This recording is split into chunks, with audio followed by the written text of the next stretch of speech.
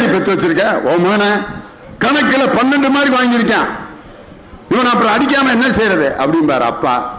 அதுக்கு அந்த அம்மா, நீங்க 5 மார்க் வாங்கினீங்கன்னு இப்பதான் உங்க அப்பா சொல்லிட்டு போனாரு, அப்புறம் உங்க மகன் எப்படி இருப்பான் போங்க அப்படின்னு அவங்க அம்மா முந்தானையில ஒளிஞ்சுக்கிட்டு அவன் அவங்க அப்பாவை 5 காதலித்து பார், எது சொர்க்கம் எது நரகம் ரெண்டில் ஒன்று நிச்சயம், நீ கட்டிப்பார், நரகம் ஒன்றே நிச்சயம்.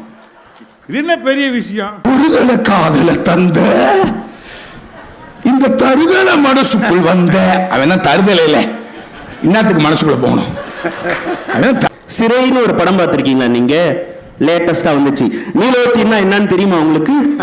அறிஞர் சொற்படி நடந்தால் மேற்படியார் செப்பியபடி விந்தை பிறக்கும், எப்படிக்கு முதல் படியாய் தமிழ் படியே இருக்க வேண்டும். நம்மால் போய் பத்திரிக்கை வச்ச உடனே கண்டிப்பாக வந்துடுவேன் சார் சொல்லுவான். மனசுக்குள்ள நினைப்பான், பூங்கா நகரில் எப்படா வீடு கட்டினானுங்க. Monica Monica my dear Monica, love you Monica. தந்தை என்று அது பிறக்கும் வரை, தாயின் அன்பு அது வளரும் வரை, தோழி ஒருத்தி வந்து தரும் அன்பு உயிரோடு வாழும் வரைன்னு சொன்னான். தமிழாசிரியர் தானே நீங்க? இந்த மாதிரி பாட்டெல்லாம் கேட்க மாட்டீங்களா நீங்க? மோனிகா வயசுக்கு இந்த பாட்டை கேட்டு பழகுங்கிறேன். மன்மதன் படத்துல காதல் வளர்த்தேன், அது ஒரு சைக்கோ படம். கடைசியில அந்த பையன் இருப்பானா இல்லையானே தெரியாது. தனியா நான் பேசினாரு வாருங்க, கோயம்புத்தூர்ல இருந்து நான் வந்துட்டு சும்மாவே உட்கார்ந்துட்டு இருக்கேன்னு நினைச்சிட்டேன். அதாவது எங்க ஊர்ல எல்லாம்க்கா தோசை தான் திரி போடுவாங்க, எங்க அண்ணன் அப்படியே அந்த தோசை கல்லையே திரி போட்டு போய் உட்கார்ந்து இருக்கிறாரு. காதல் தன்னைக்கு லியோனி பட்டிமன்றம், அதனாலதான் வேற ஏதாவது ஒரு தலைப்பை கொடுக்காம இதை கொடுத்ததுக்கு அதுதான் காரணம். மகிழ்வூட்டி வழிகாட்டுவது. உலகத்திலேயே ஒரு மொழியை கேட்டவுடன் மகிழ்ச்சி அடைகிற ஒரு மொழி தமிழ் மொழி தான். காரணம், நம்ம பயன்படுத்துகிற அந்த 2 முக்கியமான சொற்களிலேயே எவ்வளவு ஆழமான அர்த்தம் இருக்கு பாருங்க. அம்மா அப்பா. அம்மாங்கிற சொல் எவ்வளவு பொருள் புதிந்த சொல் பாருங்க. ஆங்கிறது உயிரெழுத்து, இம்முங்கிறது மெய்யெழுத்து, மாங்கிறது உயிர்மெய் எழுத்து. உயிரை தந்து மெய்யையும் தந்து என்னை உயிர்மெய்யோடு இந்த உலகத்திற்கு தந்தவள் அம்மா. உண்மையிலே இப்படி ஒரு மொழியை நம்ம எங்கேயாவது பார்க்க முடியுமா? அப்பா உயிரை தந்து, ஆ இப்பு மெய்யை தந்து, பா உயிர்மெய்யை தந்து இந்த உலகத்திற்கு தந்தவர் அப்பா. அதுலயும் பாருங்க, அப்பால இருக்க இப்பு வல்லினா, அம்மால இருக்கிற இம்மு மெல்லினா. அம்மா எப்பயும் மென்மையா தான் இருப்பாங்க. ஒரு பிள்ளைய அடிச்சோன்னா, ஏன் என் பிள்ளைய அடிக்கிற? ஒரு பிள்ளை கருவேப்பிள்ளை கொத்தாட்டம் பெற்று வச்சிருக்கேன், பொழுது போலன்னா நீ அடிப்பியா அப்படின்னு அடிக்கிற கையை ஓங்கணுன்னே குறுக்க வந்துடுவாங்க. பிள்ளையாடி பெற்று வச்சிருக்க ஓ மகன கணக்குல 12 மார்க் வாங்கியிருக்கான், இவன் அப்புறம் அடிக்காம என்ன செய்யறது அப்படிம்பாரு அப்பா. அதுக்கு அந்த அம்மா, நீங்க 5 மார்க் வாங்கினீங்கன்னு இப்பதான் உங்க அப்பா சொல்லிட்டு போனாரு, அப்புறம் உங்க மகன் எப்படி இருப்பான் போங்க அப்படின்னு அவங்க அம்மா முந்தானையில ஒளிஞ்சுக்கிட்டு அவன் அவங்க அப்பாவை 5 ப்ராகிரஸ் ரிப்போர்ட்ல கையெழுத்த போட்டு பேசாம போங்கப்பா அப்படிங்கிறான். அம்மாங்கிறது மெல்லினம், அப்பாங்கிறது வல்லினம். அதனாலதான் வீட்டில் எல்லா ஆம்பளை பிள்ளைகளையும் கேட்டா, நீங்களாம் அப்பா பிள்ளைகளா அம்மா பிள்ளைகளான்னு கேட்டா, ஆம்பளை பையங்க பூரா நாங்கெல்லாம் எங்க அம்மா பிள்ளைய. ஏண்டா அப்பா மனுஷன், அந்த ஆள் எப்ப வீட்டில் இல்லையோ அப்பதான் நாங்க நிம்மதியா இருப்போங்கிறான். பொம்பளை பிள்ளைகளை கேளுங்க, நீங்கெல்லாம் அப்பா பிள்ளைகளா அம்மா பிள்ளைகளா? நாங்கெல்லாம் எங்க அப்பா பிள்ளைய. அம்மா தாய், தாயா பேய். அந்த அம்மா எங்களை எங்க நிம்மதியா விடுதா?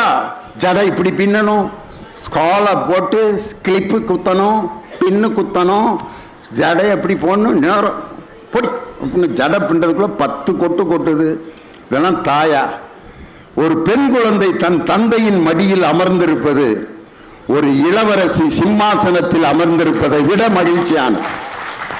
அதே மாதிரி அந்த பையன் அவங்க அம்மாவோட முந்தானையில ஒளிஞ்சுக்கிட்டு அவங்க அப்பாவை அப்படி காட்டுறான் பார், அந்த ஒரு பாச பிணைப்பு. இதெல்லாம் இந்த மகிழ்ச்சியான தருணங்கள். வாழ்க்கையில நீங்க ஒவ்வொரு நினைவுகளையும் இப்படி அசை போட்டு பார்த்தீங்கன்னா எந்த நேரத்தில் நீங்க மகிழ்ச்சியா இருந்தீங்கன்னு அந்த சம்பவங்களை அப்படியே கணக்கு போட்டு பாருங்க. எப்ப வேதனைப்பட்டீங்க, எப்ப மகிழ்ச்சியா இருந்தீங்க. ஆனா வேதனையான சம்பவங்கள் நமக்கு உடனே நினைவுக்கு வரும். எங்க அப்பா என்னை சின்ன பிள்ளையில அடிச்சு இந்த இடத்துல ஒரு காயம் இருக்குவாரு, அதையே நினைச்சிட்டு இருப்போம். மகிழ்ச்சியான தருணங்கள் நிறைய யோசிச்சு அதையே திரும்ப அசை போட்டு கொண்டிருப்பதுதான் வாழ்க்கையின் மிகப்பெரிய மகிழ்ச்சி. அதுதான் மகிழ்ச்சியான நினைவுகளை அப்படியே அசை போட்டுக்கிட்டே இருக்கும். உலகத்திலே இப்படி ஒரு பாட்டு எங்கேயாவது பாரதிதாசன் பாடினார் பாருங்க. துன்பம் நேர்கையில் யாழெடுத்து நீ இன்பம் சேர்க்க மாட்டாயா, அன்பில்லா நெஞ்சில் தமிழில் பாடி நீ அல்லல் நீக்க மாட்டாயா.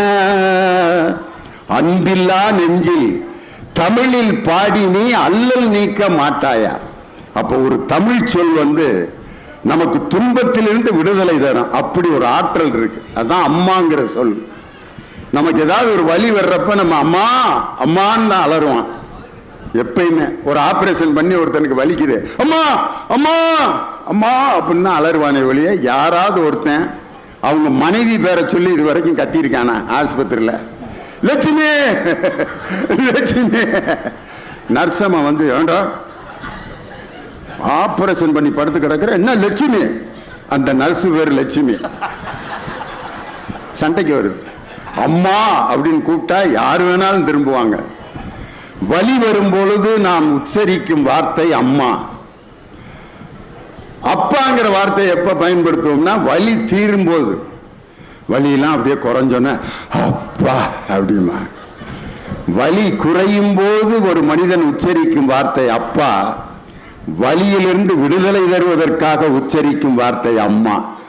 அதனால்தான் துன்பம் நேர்கையில் யாழெடுத்து நீ இன்பம் சேர்க்க மாட்டாயா, அன்பில்லா நெஞ்சில் தமிழில் பாடி நீ அல்லல் நீக்க மாட்டாயா. இலக்கியம் தாயா ஒரு மனிதனுக்கு மகிழ்வூட்டி வழிகாட்டுவது அப்படின்னு பேசுறதுக்கு ரெண்டு பேர் இலக்கிய பேச்சாளர். பார்த்தீங்களா ட்ரெஸ் பார்த்தீங்களா? ஒரு நாகசரத்தை கையில் கொடுத்தோம்னா உண்மையிலே சிக்கல் சண்முக சுந்தரம் தான். அருமையான இந்த ஜிப்பா நானும் போடணும்னு ஆசையாக தான் இருக்கு. என்னன்னு இன்ஸ்ட்ருமெண்ட்டை வச்சுட்டு வந்துட்டீங்களான்னு கேட்பாங்க. இருந்தாலும் அவருக்கு ஜம்முன்னு இருக்கு. பேராசிரியர் விஜயகுமார் எஸ்ஏ கலை மற்றும் அறிவியல் கலைக்கல்லூரியில் தமிழ்துறை தலைவராக இருக்கிறார். மதுரையை சேர்ந்தவர், முனைவர் பட்டம் பெற்றவர். இவரிடம் படித்த 2 மாணவர்கள் தான் உலக புகழ் பெற்ற ஒலிம்பிக் செஸ் வீரர்கள் பிரிக்யானந்தா, வைஷாலி ஆகிய இருவரும் இவருடைய மாணவர்கள். அப்படிப்பட்ட சிறப்புக்குரிய பேராசிரியர் இலக்கிய கருத்துக்களை அள்ளி தெளிக்க வந்திருக்கிறார். அவரோடு இணைந்து இலக்கியமே என்று பேசுவதற்காக வருகை தந்திருப்பவர் கோவையைச் சேர்ந்த நாகநந்தினி. இவர் மதுரை, அவங்க கோயம்புத்தூர். ஆனால் இருக்கிறது சென்னை. யாரு? விஜயகுமார். கோயம்புத்தூருக்குள்ள போனோம்னாலே அந்த ஒரு ஸ்லாங், ஒரு மொழி வந்துடும். ஏனுங்க நீங்க சாலி போட்டு போங்க, சாப்பிட்டு போட்டு போங்கண்ணா, ஏனுங்க பண்ணி போட்டு போறீங்க, ஏனுங்கண்ணா இல்லைங்கண்ணா சொல்லுங்கண்ணா, பார்த்து போட்டு போங்கண்ணா, சொல்லி போட்டு போங்கண்ணா. எங்கள் மதுரைக்காரன் பஸ்ஸில் போயிருக்கேன். கண்டக்டர் யானுங்க எங்கெங்க போகுதுங்க அப்படின்னு இருக்காரு. சௌரிபாளையம் போகணுங்க அப்படின்னு இருக்கேன். சௌரிபாளையம் போகணுங்களா, டிக்கெட்டு வாங்கி போட்டு போங்க அப்படின்னு இருக்காரு. வாங்கின டிக்கெட்டை எதுக்கு போட்டு போ சொல்ற? காசு கொடுத்து வாங்கின டிக்கெட்டை எதுக்குடா கீழே போட்டு போ சொல்லு. சண்டை. வாங்கி போட்டு போகிறது, சாப்பிட்டு போட்டு போகிறது, கல்யாணத்தை பண்ணி போட்டு போகிறது அப்படின்னு பேசுவாங்க. உலகத்திலே ஒரு மரியாதையான மொழி என்று கோவை மாவட்டத்தின் கொங்கு மண்டலத்தின் மொழியை சொல்லுவார். ஏனுங்க, சொல்லுங்க, ஆமுங்க, இல்லைங்க. இவர் சென்னையில் இருக்கார், ஆனால் மதுரைக்காரர். மதுரையோட ஸ்லாங் பார்த்துறீங்களா?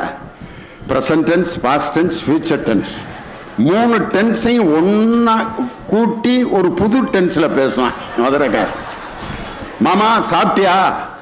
ஒன்று சாப்பிட்டேங்கண்ண, சாப்பிட்றேங்கண்ண, சாப்பிட போகிறேங்கண்ண, சாப்பிட்டு கொண்டு இருக்கிறேன் கண்டினியூஸ் டென்ஸ். மதுரையில் சாப்பிட்றோம்ல அப்படின்னா, சாப்பிட்றோம்ல அப்படின்னா சாப்பிட்றானா சாப்பிட்டானா சாப்பிட கண்டே பிடிக்க முடியாது. மாமா பொண்ணு கொடுப்பியா? கொடுப்போம்ல அப்படிம்பாரு. கொடுப்பாரா மாட்டாரா கண்டுபிடிக்க முடியாது. கொஞ்சம் ஒரு 200 கிலோமீட்டர் தள்ளி போனீங்கன்னா திருநெல்வேலி. ஏல என்னலே சொல்லுத, சைக்கிள் எடுத்து சமட்டிலே ஒழுங்கா வயிறு வலிக்கிறது அப்படின்னு சொல்லுங்க திருநெல்வேலிக்காரர. வயிறு வலிக்கி அப்படிமா, வலிக்கிறது வலிக்கி. சொல்லுகிறான் அப்படின்னு சொல்லுங்க, சொல்லுதான். சொல்லுகிறான் சொல்லுதான். சொல்வார்கள் சொல்லுங்க, சொல்லுவார்கள். கோயம்புத்தூர், திருநெல்வேலி, தூத்துக்குடி. தஞ்சாவூர்ல பாத்தீங்கன்னா ஓ போட்டு பேசுவாங்க. வருவாவோ போவாவோ வந்திருப்பாவோ அப்படின்னு. ஏன்னா இந்த வெத்தலை போட்டு போட்டு அந்த எச்சி ஒழுவாம அப்படியே பேசி பேசி அவ வந்திருப்பாவல சொல்லிருப்பாவா பேசுவாங்களா அப்படின்னு அந்த ஓ தஞ்சாவூர். ஆனா தமிழ்நாட்டின் தலைநகரம் சென்னை இருக்கு பார்த்தீங்களா, அந்த தமிழை யாரு தான் கண்டுபிடிச்சான்னு தெரியல. என்ன கட்சி கல்ல வெத்தலைக்கு தான் பார்த்துக்கின்னு வந்தேன் நீயா இல்லையோ நீ சார் நீ இட்டுன்னு போடா அப்படின்னு நான் ஒருத்தன். இட்டுன்னு போறதா அப்படின்னா என்னன்னா பயந்துட்டேன் நான். இட்டுன்னு போறதுன்னா கூட்டிட்டு போறது. இங்க கூட்டிட்டு போறதுன்னா அர்த்தம் வேற. லியோனியை கூட்டிட்டு போய் என்ன செய்ய சொல்றாங்க.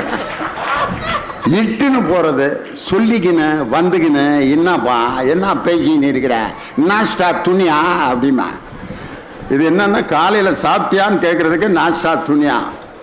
கோயம்புத்தூர் தமிழ். அவங்க பார்த்தீங்கன்னா ரொம்ப பாடி லாங்குவேஜ், ரொம்ப அனைவருக்கும் வணக்கம் அப்படின்னு தான் பேசுவாங்க. என்ன காரணம்னா, நான் ஆரம்பத்தில் அவங்க ஸ்கூல் படிக்கிற காலத்திலேருந்தே எங்கள் டீமில் பேசுகிறாங்க. என்னடா அது இவ்வளவு அலட்டலாக இருக்கே பேச்சுன்னு பார்த்தேன். அப்புறம் விசாரித்த பிறகுதான் அவர்கள் காது கேளாத வாய் பேசாத குழந்தைகளுக்கு ஆசிரியராக இருக்காங்க. அதனால் அந்த முக பாவனையோடு பேசினா தான் அந்த குழந்தைகளை சந்தோஷப்படுத்த முடியும். அவங்க தான் நாகநந்தினி.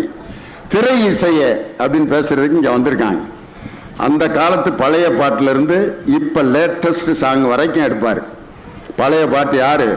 இப்போ நான் ஒரு பாட்டு பாடுறேன், திரைப்பட பாட்டு, காதல் பாட்டு. காதலர் தினத்தன்னைக்கு பழைய காதல் பாட்டு ஒன்று பாடுறேன். அது உங்களுக்கு முதல்ல புரியுதான்னு பாருங்க. மனமோகம் நாகநங்கம் வாடுதேன் கனவிலும் என் மனம். மனமோகம் மனமோகம். இந்த பாட்டை பாடி ஒருத்தன் பீச்சில் ஒரு பொண்ணை லவ் பண்ணான்னா அந்த பிள்ளையோட நிலைமை என்ன ஆகும்னு யோசனை பண்ணி பாருங்க. இன்னொரு பழைய பாட்டு தியாகராஜ பாதர் பாட்டை கேட்டீங்கன்னா அடேங்க அப்பா.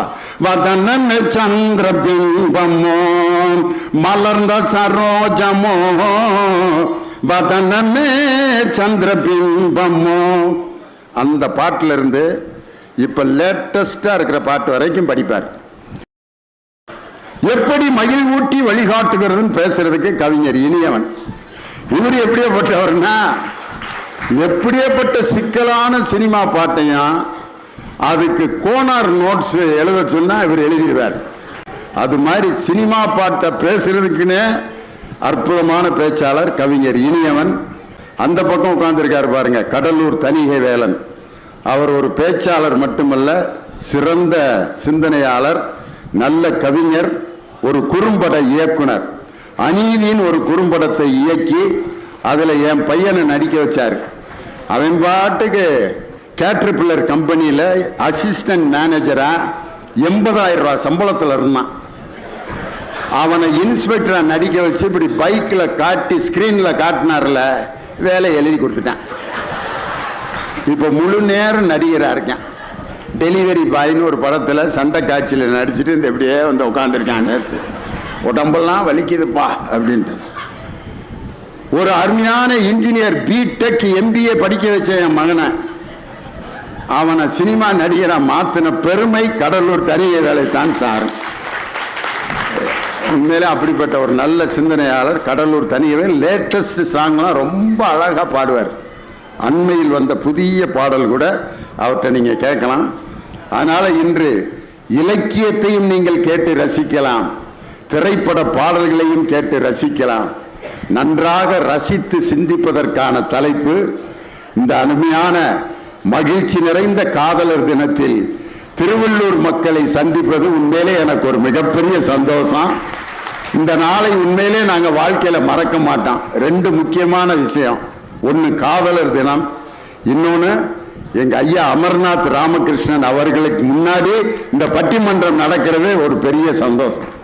அதனால் முதலாவதாக மகிழ்வூட்டி வழிகாட்டுவது இலக்கியமே அப்படிங்கிற அணிக்கு தன் கருத்துக்களை வழங்க பேராசிரியர் விஜயகுமார்.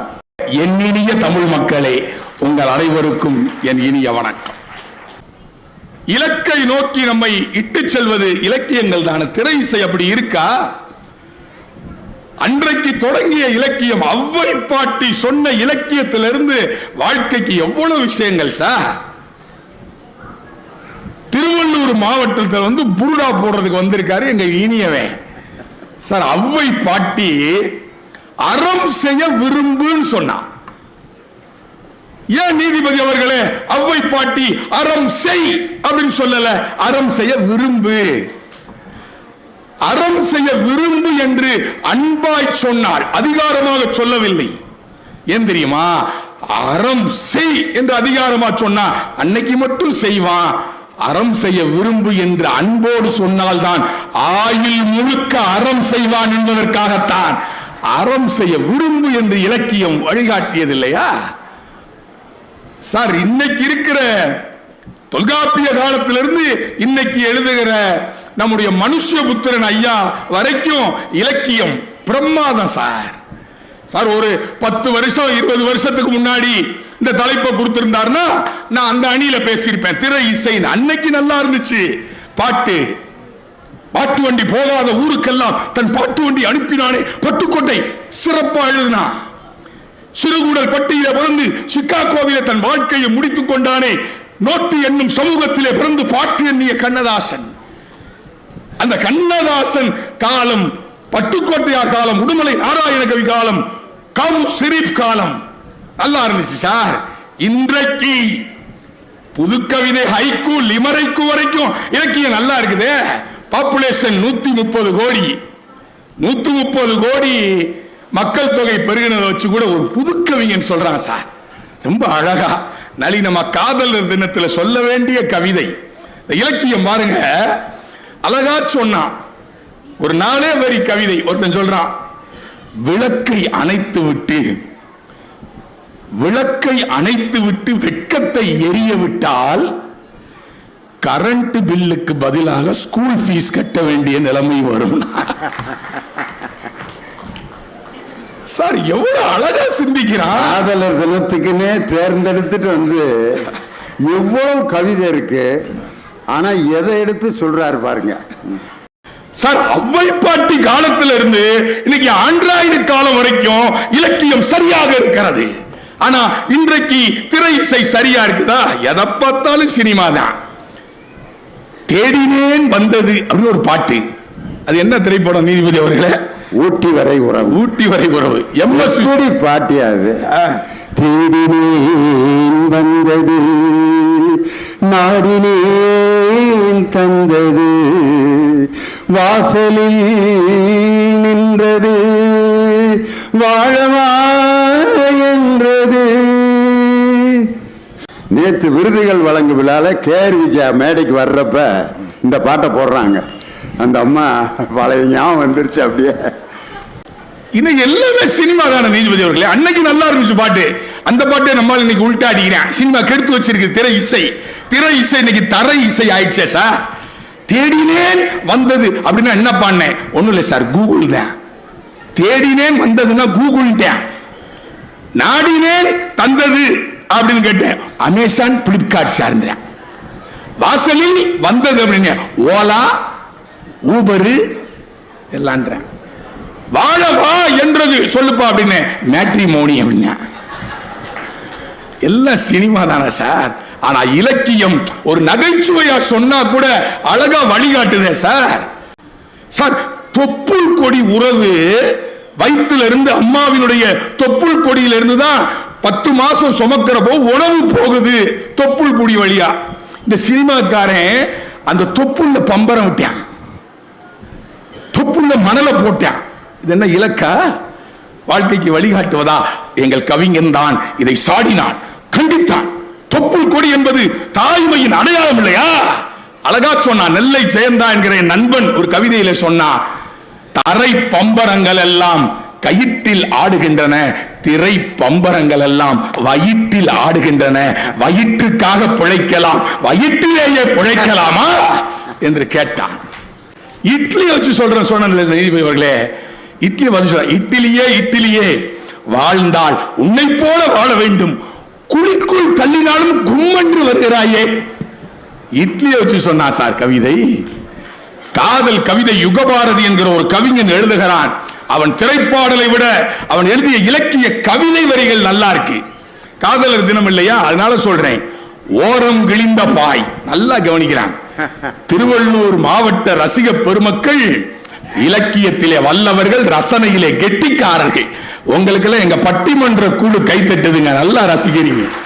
யுகபாரதி எழுதுறான், நீதிபதி அவர்களே, பேச பேச ஆசையா இருக்கு. ஓரங்கிழிந்த பாய், காரை பயர்ந்த சுவர், ஒட்டடை படிந்த ஜன்னல், ஓசை எழுப்பும் மின்விசிறி, கழுவாத பாத்திரம், என்றாலும் என் வீடு இனிது, ஏனெனில் எதிர் வீடு உனது என்று எழுதினார். சார் அதுதான் சார் வாழ்க்கை. சார் ஏதோ ஒரு காரணத்தால காதல் கைகூடவில்லை, 3 முடிச்சு போடல. ஒரு கவிஞன், அறிவுமதி என்கிற கவிஞன் எழுதுகிறான். இலக்கியத்தை பாருங்கள். மிஸ்டர் இனியவன் சொல்றான், இனி கல்யாணம் நடக்கல, காதலிக்கிறாங்க உயிருக்கு உயிரா. ஏதோ ஒரு காரணம், சாதியோ பொருளாதாரமோ ஏதோ ஒரு தடை. அந்த கவிஞர் சொல்லுகிறான் பாருங்கள், அதுதான் லைலா மஜ்னு காதலை விட, ஈவா பிரவுன் நெப்போலியன் காதலை விட, மும்தாஜ் ஷாஜகான் காதலை விட உயர்ந்த காதல். இந்த இளைஞர்களுக்கு வழிகாட்டுகிற காதல் கவிதை சொல்லுகிறான். காதலியே, இனி பார்க்க வேண்டும் என்று ஆசைப்படுகிற போதெல்லாம் அந்த வானத்தை பார்த்துக்கொள்.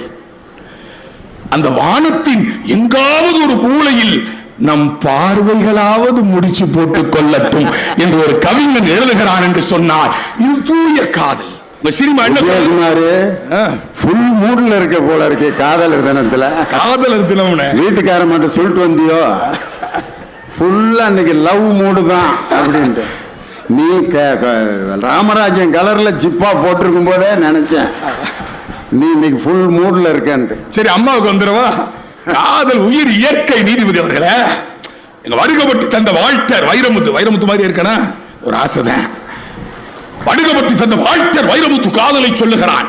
இலக்கியம் கொட்டி தவிக்கிறது, புல்லரிக்குது கவிதை. காதலித்து பார், 3 முறை பல் துலக்குவாய்.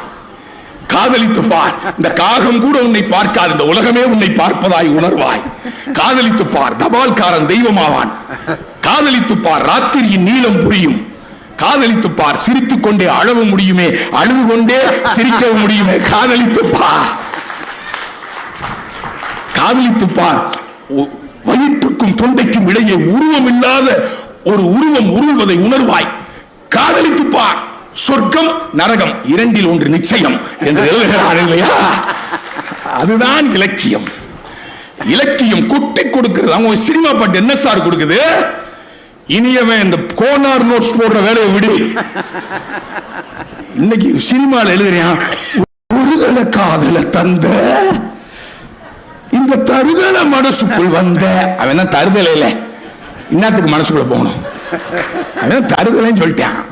ஒருதல காதல தந்த இந்த தருதல மனசுக்குள் வந்த, காதலிக்க கைடு இல்ல சொல்லி தர வாத்தி. நடுவரை உங்களை கூப்பிடுறான், நீங்க வாத்தியார் தானே. காதலிக்க கைடு இல்ல சொல்லித்தர வாத்தி. சரி, அதுக்கு அடுத்தாவது ஏதாவது வாழ்க்கைக்கு வழிகாட்டுவான்னு பாக்குறேன். அவன் எழுதுறான், சேர்த்து வச்ச ஆசையெல்லாம் அள்ளி தர வாத்தி, ஏன் உசுர ஓ உசுரா தார கை மாத்தி.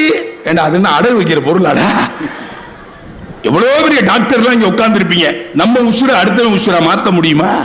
அடுத்து சொல்றேன், அடியாத்தி இது என்ன ஃபீல், ஒன்னால நான் ஃபெயிலு. அவ தருதல கூட சுத்தினா ஃபெயில் தான். அவ ஒன்னால நான் ஃபெயிலு, பிடிக்காம ஓட்டு நெறியில, இனிமேல நான் ஓ ஆளு. அடுத்து சொல்ற பாருங்க, உன் பேரு தனங்கும் குயிலா ஆனேனா, நீ பார்க்க புதுமாரி ஸ்டைலா ஆனேனா, பாக்கெட்டில் உன் ஹீரோ பேனா ஆனேனா, மனசார உன்னோட ஃபேனா ஆனேனா. போய் சிங்கி அடிங்க. ஆயா நீ நானும் இணைஞ்சிட்டு அந்த உலகத்தை ஜெயிச்சு காட்டுவோம் சொல்றியா? யாஸ்மின் உமர் கய்யாம் சொல்லுகிறான், பாரசீக கவிஞர் உமர் கய்யாம் சொல்லுகிறான், யாஸ்மின் நீ மட்டும் என் அருகிலே இருப்பாய் என்றால் வானத்து படிக்கட்டுகளில் ஏறி பால் வீதியையே அளந்து காட்டுகிற ஆற்றல் எனக்கு கிடைக்கும் யாஸ்மின் என்று சொல்லுகிறார்.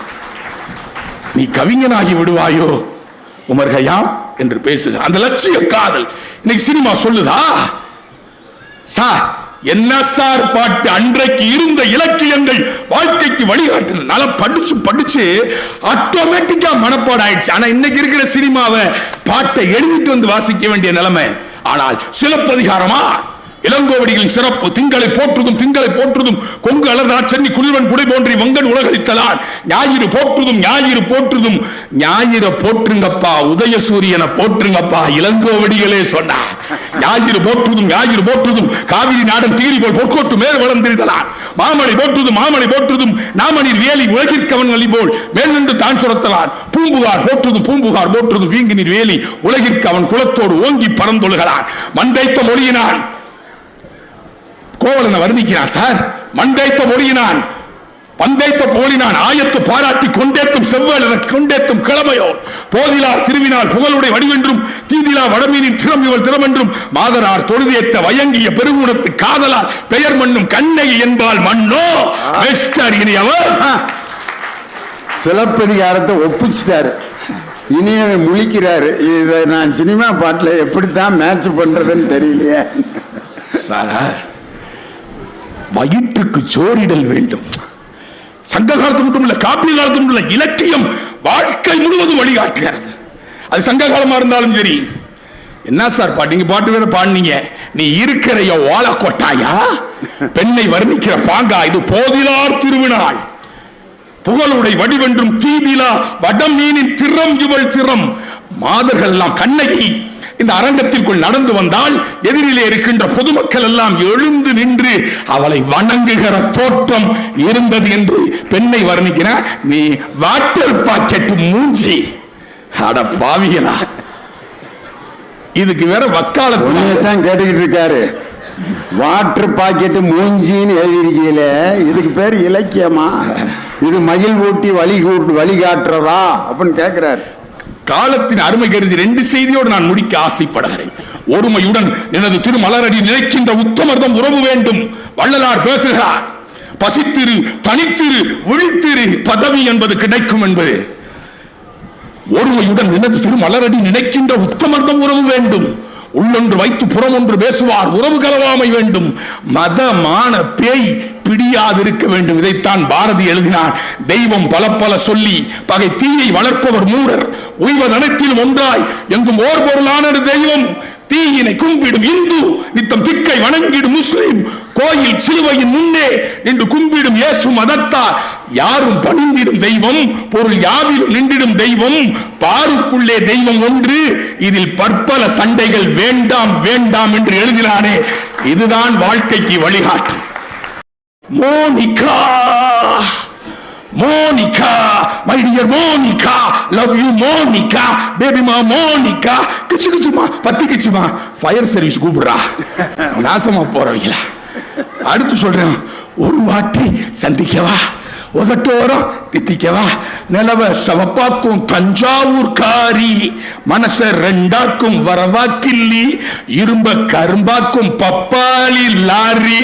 எப்ப லாரி என்ன சார் பாட்டு? இலக்கியங்களை போதிப்போம். பெரிதினும் பெரிதுகள் ஆத்திச்சூடி, பெரிதினும் பெரிதுகள் போதும் என்ற மனமே பொன் செய்யும் மருந்து என்று பேசிய தேசத்தில் வைய தலைமைகள் பெரிதினும் பெரிதுகள். இதைத்தான் அப்துல் கலாம் சொன்னார். Small aim is a crime, aim high, small aim is a crime என்று சொன்னார். காலத்தின் அருமை கருதி பிரிய மனமில்லாமல் பிரிகிறேன், போய் வாருகிறேன். பொற்காலம் பிறக்கட்டும். நன்றி, வணக்கம். 5 பேப்பர் கொண்டு வந்திருந்தாரு, ஒரு பேப்பர் தான் இப்ப முடிஞ்சிருக்கு. கவிஞர் வாலிகிட்ட கேட்டாங்க, உலகம் சுற்றும் வாலிபன்கிற படத்துல நிலவு ஒரு பெண்ணாகின்னு ஒரு பாட்டு எழுதியிருக்கீங்களே, எவ்வளவு அழகான பாட்டு, எப்படி இந்த கற்பனையை நீங்க கொண்டு வந்தீங்கன்னு கேட்டதுக்கு வாலி சொன்ன பதில், பாரதிதாசனின் பாடல் ஏற்படுத்திய தாக்கம்தான் அந்த நிலவு ஒரு பெண்ணாகி. நிலவு ஒரு பெண்ணாகி உலவுகின்ற அழகோ, நீரலைகள் இடம் மாறி நீந்துகின்ற குழலோ அப்படின்ற பாட்டு. பாரதிதாசன் இதை எவ்வளவு அழகா எழுதியிருக்கார் பாருங்க. நீலவான் ஆடைக்குள் உடல் மறைத்து நிலவென்று காட்டுகிறாய் ஒளிமுகத்தை, கோலம் முழுதும் காட்டிவிட்டால் காதல் கொள்ளையிலே இவ்வுலகம் சாமோன்னு எழுதினான் பாருங்க. நீலவான ஆடைக்குள் உடலை மறைத்து கொண்டு முகத்தை மட்டும் காதலி காட்டுறாளாம். அதுதான் எதுவான்? நிலாவான். அந்த கோலம் முழுவதும் காட்டிவிட்டால் காதல் கொள்ளையிலே இந்த உலகமே செத்து போயிடும், அவ்வளவு அழகானவ அப்படின்ட்டு. இந்த ஒரு அழகு தமிழ் இலக்கியத்தை விட வேற எங்கேயாவது நம்ம சுவைக்க முடியுமா? ராமனுடைய அழக கம்பர் வர்ணிக்கிறார். வெய்யோ நொடி தன்மேனியில் விரிசோதியில் மறைய பொய்யோ எனும் இடையானோடும் இளையானோடும் போனான். ராமன் கருப்பு. அப்பயே பாருங்க, கருப்பு தான் அழகுன்னு கம்பரு, கருப்பு தாண்ட அழகுன்ட்டு கம்பரே அன்னைக்கு. அதுக்கப்புறம் இன்னமும் 5 நாட்களில் உங்களுக்கு தரும் சிவப்பழகி, இந்த கிரீமை போடுங்கள், கிரீம் போடுவதற்கு முன், கிரீம் போடுவதற்கு பின் சிவப்பா இருக்கா பொண்ணு அப்படின்னு இன்னும் கேட்கிறான். கம்பரே கருப்பு தாண்டா அழகுன்னாரு. அதுக்கு என்னென்ன வார்த்தையை போடுறாரு பாருங்க. மையோ மையி, மரி கடலோ கடல், மலை முகில் கருப்பு முகில், மையோ மரிகடலோ மலை முகிலோ, இதுக்கு மேல வேற ஒன்றும் சொல்ல முடியலையே, என்னடா பண்றதுன்ட்டு கம்பரு ஐயோ இவன் வடிவென்பதோர் அழியா அழகுடையான், ஐயோ முடியலப்பா அப்படின்ட்டார். இந்த அழகெல்லாம் வேற எந்த இலக்கியத்தில் நம்ம போய் பார்க்கறது? வள்ளுவர் லவ் பண்ணாம இருந்திருந்தா இப்படிலாம் எழுதியிருப்பாருயா.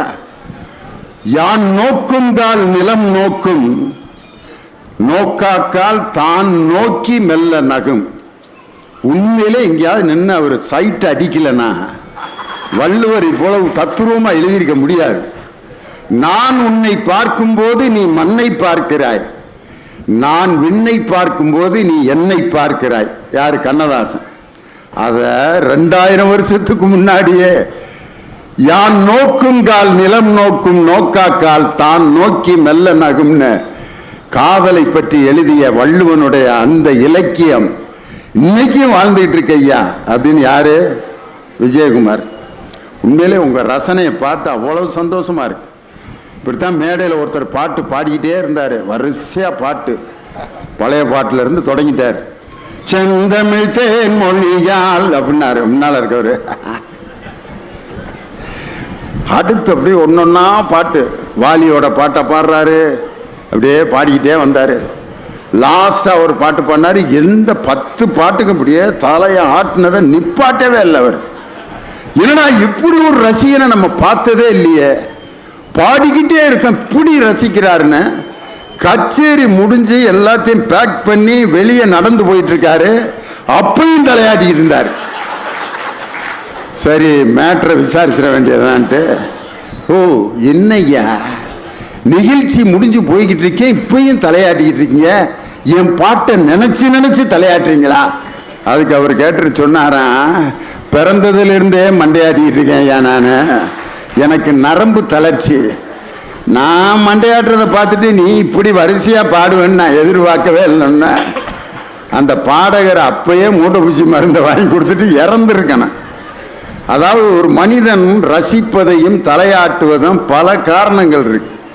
அந்த இலக்கியத்தை கேட்டவுடன் எங்கள் திருவள்ளூர் மக்கள் அந்த பாரதிதாசனுடைய பாட்டை கேட்டோன்னா உங்கள் முகம் நிலவு போல் மலர்ந்திருந்ததை பார்க்கும் பொழுது இதுதான் இலக்கியத்திற்கு கிடைத்த ஒரு பெரிய வெற்றி.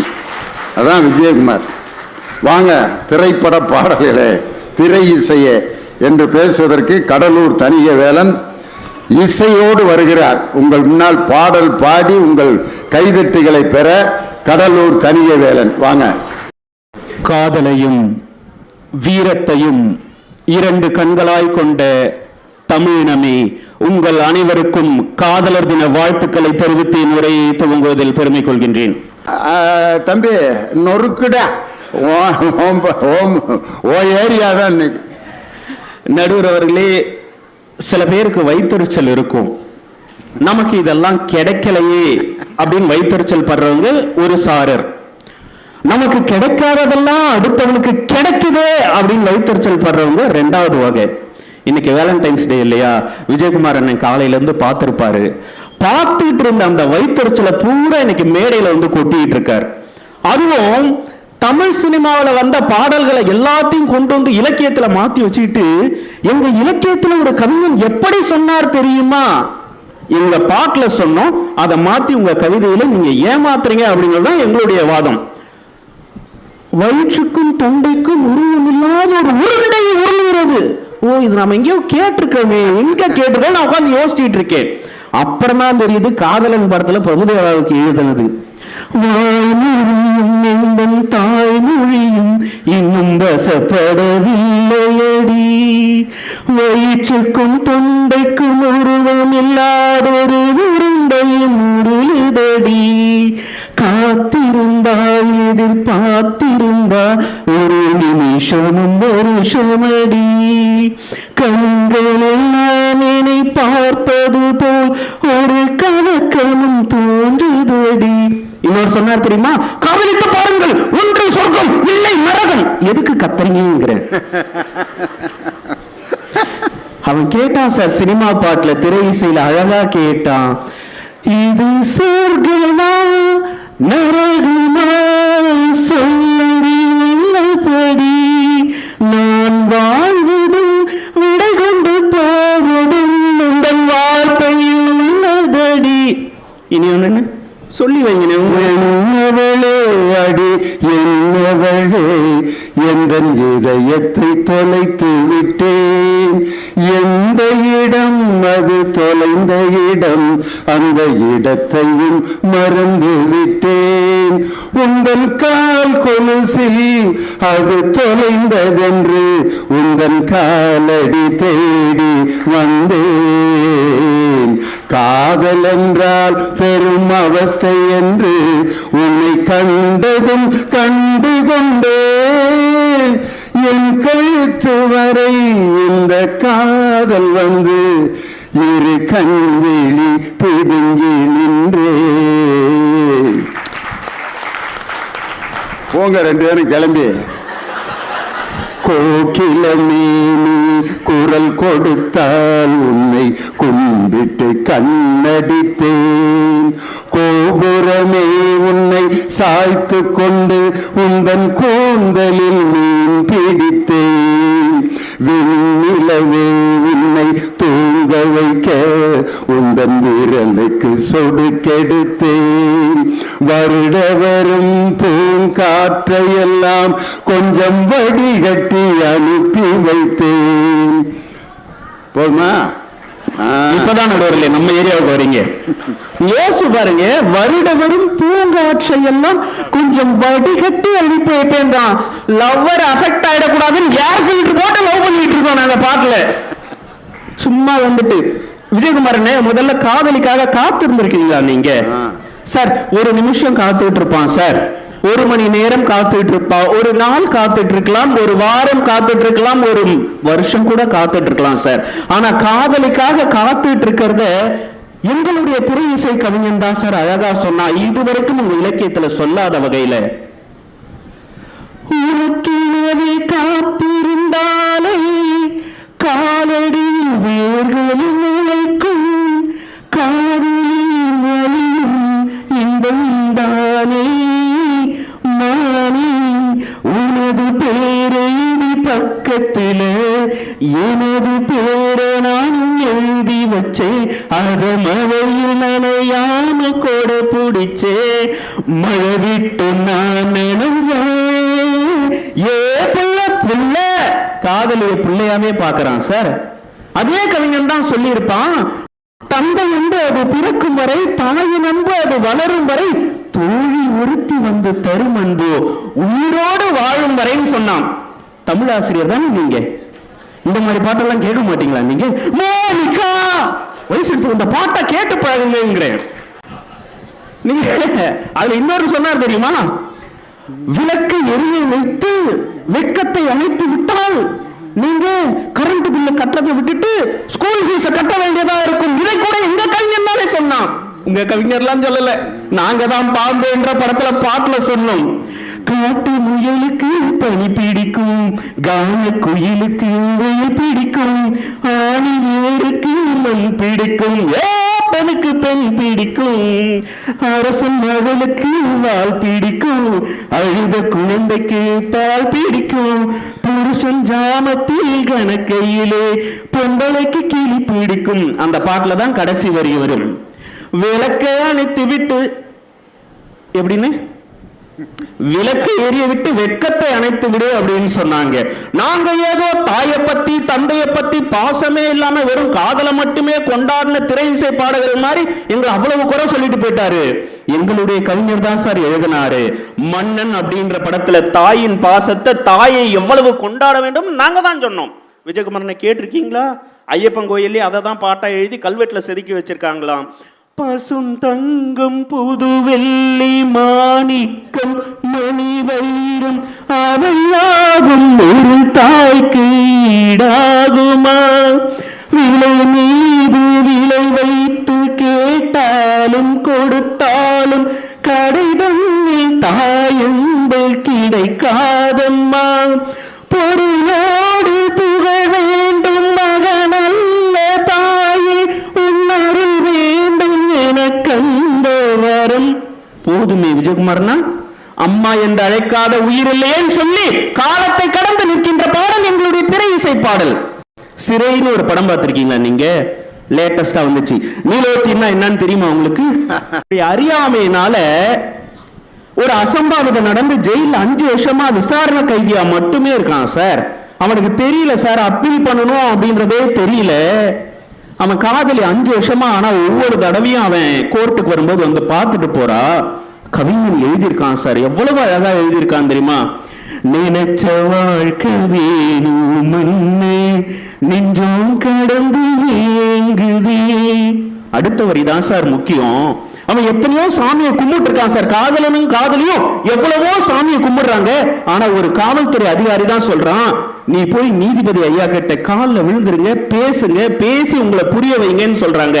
அதை புரிய வச்சுட்டு வெளியில வந்தான் இல்லையா, அவனுக்காக அந்த கவிஞன் திரையிசையில் எழுதியிருக்கான், படைச்ச சாமி கேட்காததையும் படிச்ச சாமி கேட்டதே அப்படின்னு எழுதினானே. இதை விட அழகா எழுத முடியுமா சார்? எல்லோரையும் போல நல்லாறு போனாலே நீதி தரும் சரி வரும் நமக்குண்டு அழகிய எதிர்காலம். விஜயகுமாரன், நீ முதல்ல லாந்தர்னா என்னன்னு தெரியுமா உங்களுக்கு? காதல்ல ஏங்கி தவிக்கிறதுக்கு பேரு லாந்தரே அப்படின்னு ஒரு வழக்கு மொழி இருக்கு. அதை கூட பாட்டுல சொன்னது நாங்க தான். நடுவர்களே, திரை இசை பாடல்கள் அப்படின்றது ரசிகர்களுக்கு புரியும், கேட்ட உடனே புரியும். உங்க இலக்கியம் புரியுமா? வந்ததுல இருந்து சிலப்பதிகாரம், நான்மணி கடிகை, 40 இனியவை 40 கார் 40 களவழி 40 அங்கிட்டு இருந்து 4 பசங்க தெரிச்சு ஓடி போயிட்டாங்க. பள்ளிக்கூடத்தை விட்டு புத்தகத்துக்காக தான் இங்கிட்ட வந்து பாடம் எடுக்கிறாருன்னு.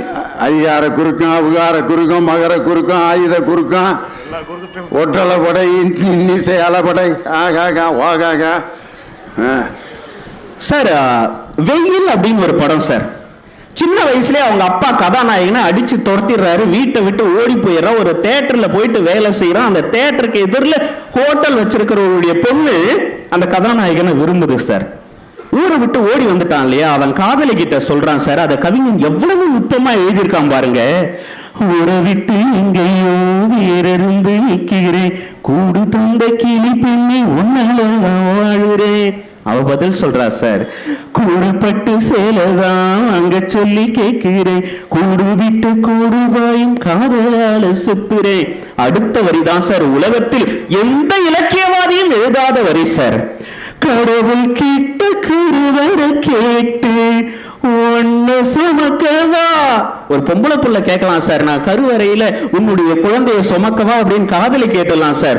உலகத்திலேயே முதல் முறையா திரை இசை கவிஞன் தான் சொன்னான், நான் கடவுள்கிட்ட போய் வரம் கேட்டு கருவறைய வாங்கி அதுல ஒன்ன நான் சுமக்கவான்னு கேட்டான். பாத்தீங்களா? உங்க இலக்கியவாதி யாராவது ஒருத்தர் எழுதியிருப்பாங்களா இப்படி ஒரு வரிய?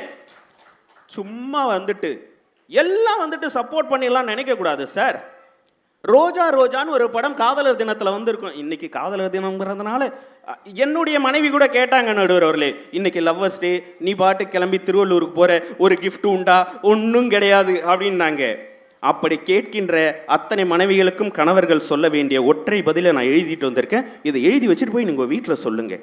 ஒன்றுமில்லை, காதலர் தினத்திற்கு பரிசு தரவில்லை என்று கோபித்துக் கொள்கிறாய், காதலர் தினத்திற்கு பரிசு தரவில்லை என்று கோபித்துக் கொள்கின்றாய். இந்த ஜென்மத்தில் காதலிப்பவர்களுக்கு மட்டும்தானடி பரிசுகளும் கொண்டாட்டமும். யுகம் யுகமாய் காதலிக்கும் நமக்கெதற்கு அதெல்லாம்? யூஸ் பண்ணிங்க. திடீர்னு பேசிக்கிட்டு இருக்கும்போது வீட்டுக்காரமா ஞாபகம் வந்துருச்சு பாரு. நாங்கெல்லாம் நினைச்சோம்னா வாயே திறக்க முடியாது.